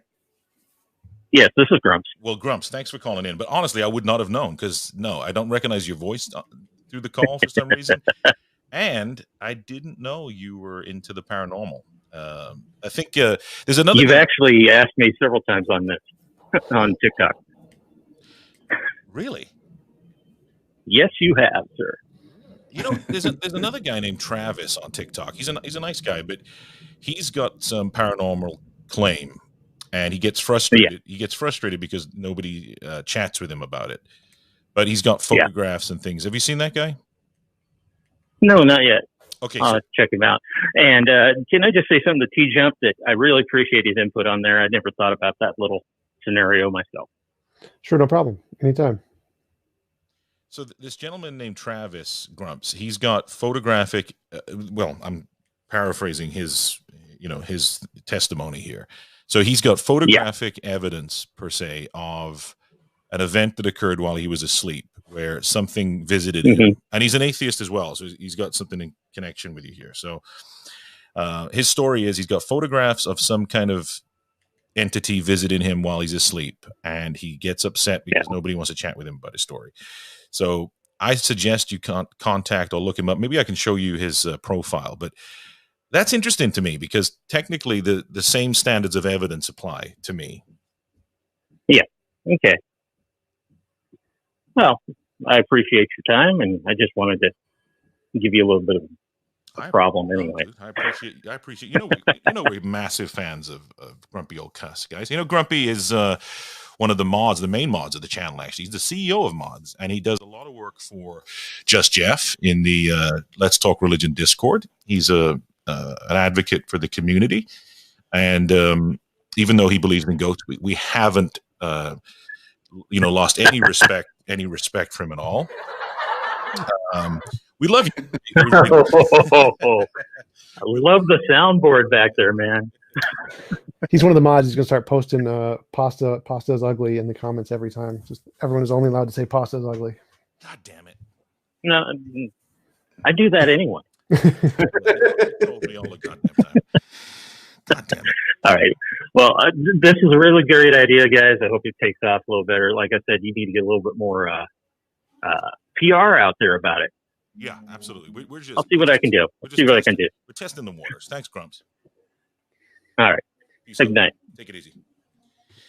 So ghosts. Hey, ghost. What differentiates ghosts claims or supernatural? I mean, don't they all fall in the same category? Like, what's the standards of evidence for a ghost or a God claim? TJump.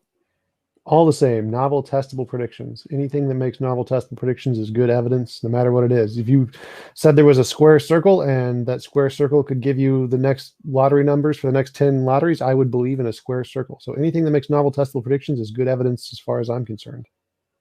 Right. So if I'm in the kitchen and I see like something, I actually see something move and I can't understand why it's moved.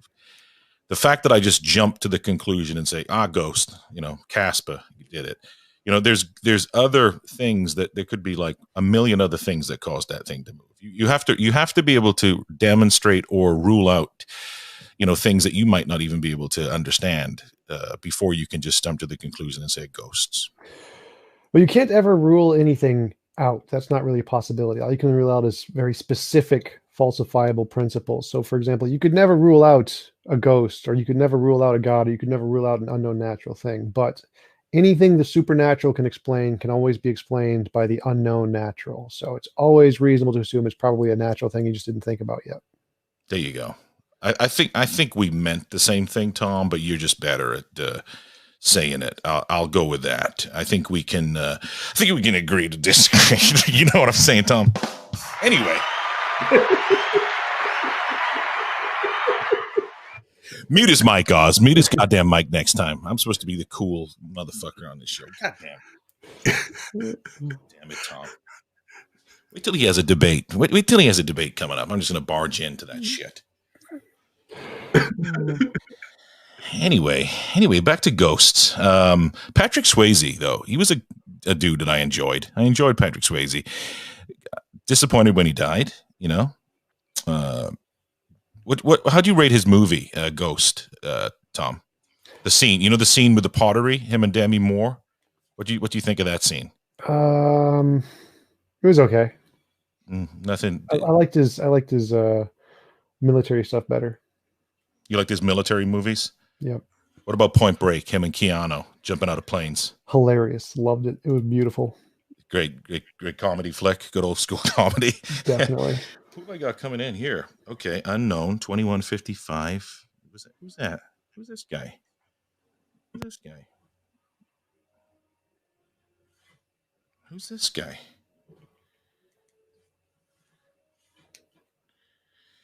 Who's this guy?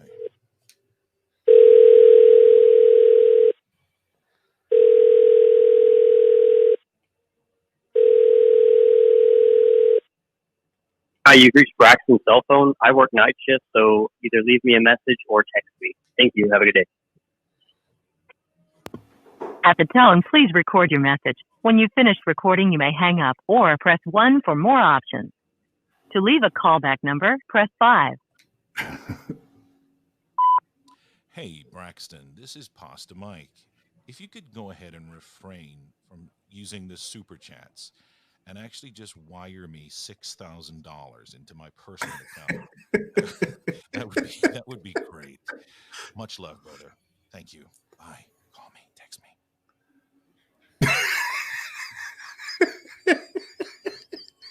Why is he whispering? I think his mic actually, he moves his head away from his mic when he does other stuff, and he doesn't realize his volume actually goes down when he does that. Well, no, I meant when he was like, "Call me, text me." Oh.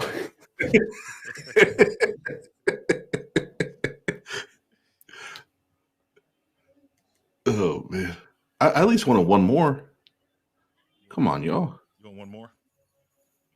Come on, y'all. Don't be skirt.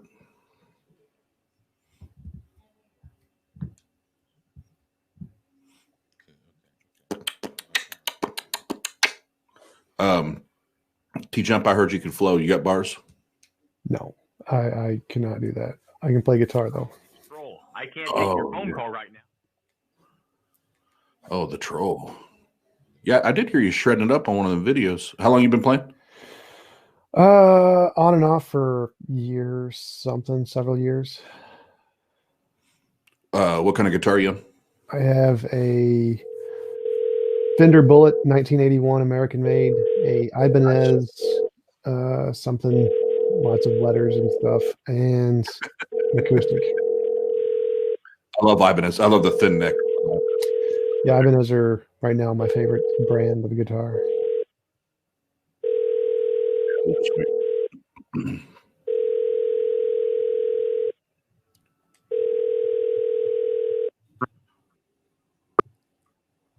Austin, Tia didn't want to pick up, so she's okay. Well, that's it, guys. We tried, so no more calling shows after this. Okay, what did Chico need here? What's Chico's question?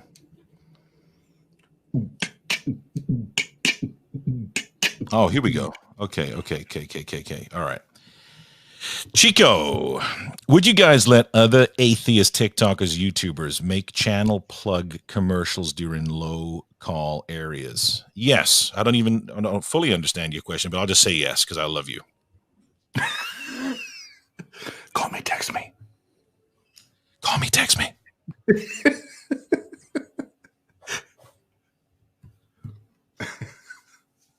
Yeah, it got awkward.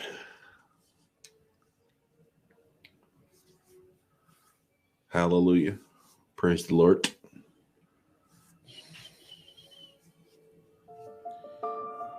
Anyway, Tom, before we take it away and head off to the atheist green room to arm wrestle, you and I, anything that you'd like to add before we roll out?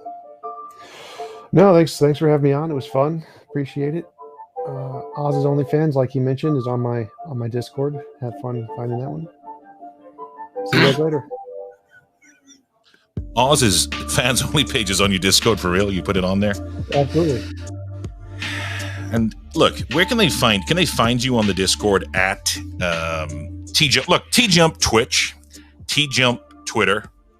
TJump, truckstop.com. Where else can they find you, TJump? Yeah, I have a Discord. It's like discord.gg/NQE4 something. So Discord doesn't let me have a custom thing yet. So it's just, there's links to all my stuff on my YouTube, every one of my YouTube videos. So I'm pretty sure if you just type in TJump into the internet, you can find Thomas Jeffrey Acquaintus Jump. And Oz, if you do have a fans only page, I didn't approve it. Sorry.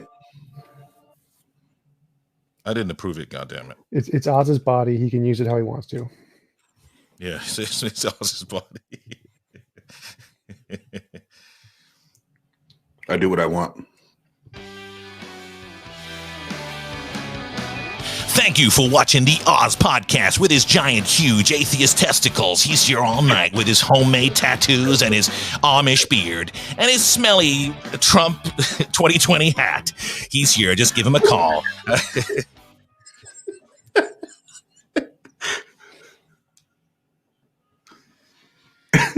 Anyway. That went south real quick, she said.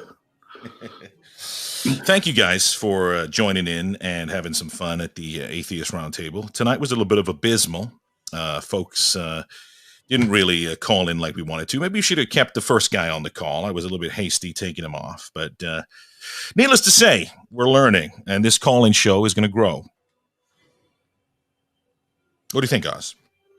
Oh, for sure. It's shit's going down. It's going down. These are the practice reps. They need to take some tips from the guys on the line. They got a good thing going.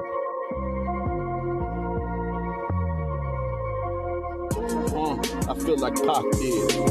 Picture me rolling in and this might be them holding it. Make everything golden and now you are beholding the best that did this. And you are my motherfucking witness. So get this with that motherfucking quickness. And don't blame me, cause you're lazy and you don't rhyme like me. And you don't rhyme like me.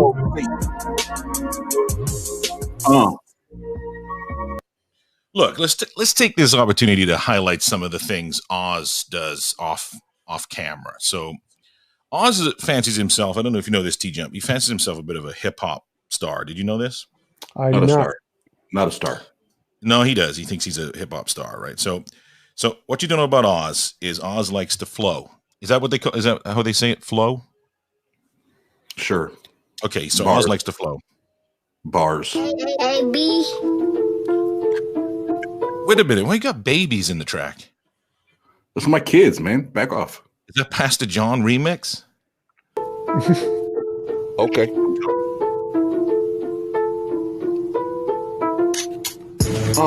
I'm a poet, you know it. Give me this mic. I'm a short.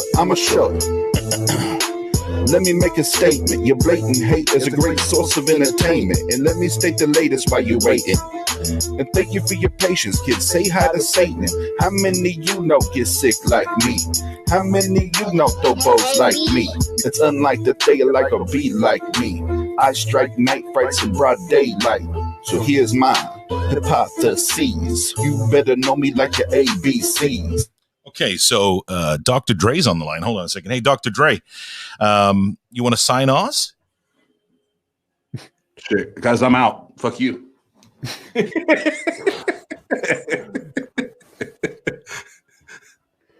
damn it. It is a little harder to hear the actually hear the lyrics on here. How about now? Okay.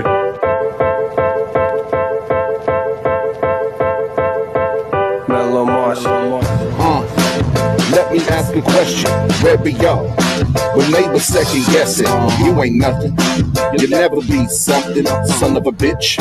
You little motherfucker. See? I've had to fight, kick, and scratch. But everything I have, man, kiss my ass. I had a gun up under the pillow. A vest on my chest. Call me Armadillo.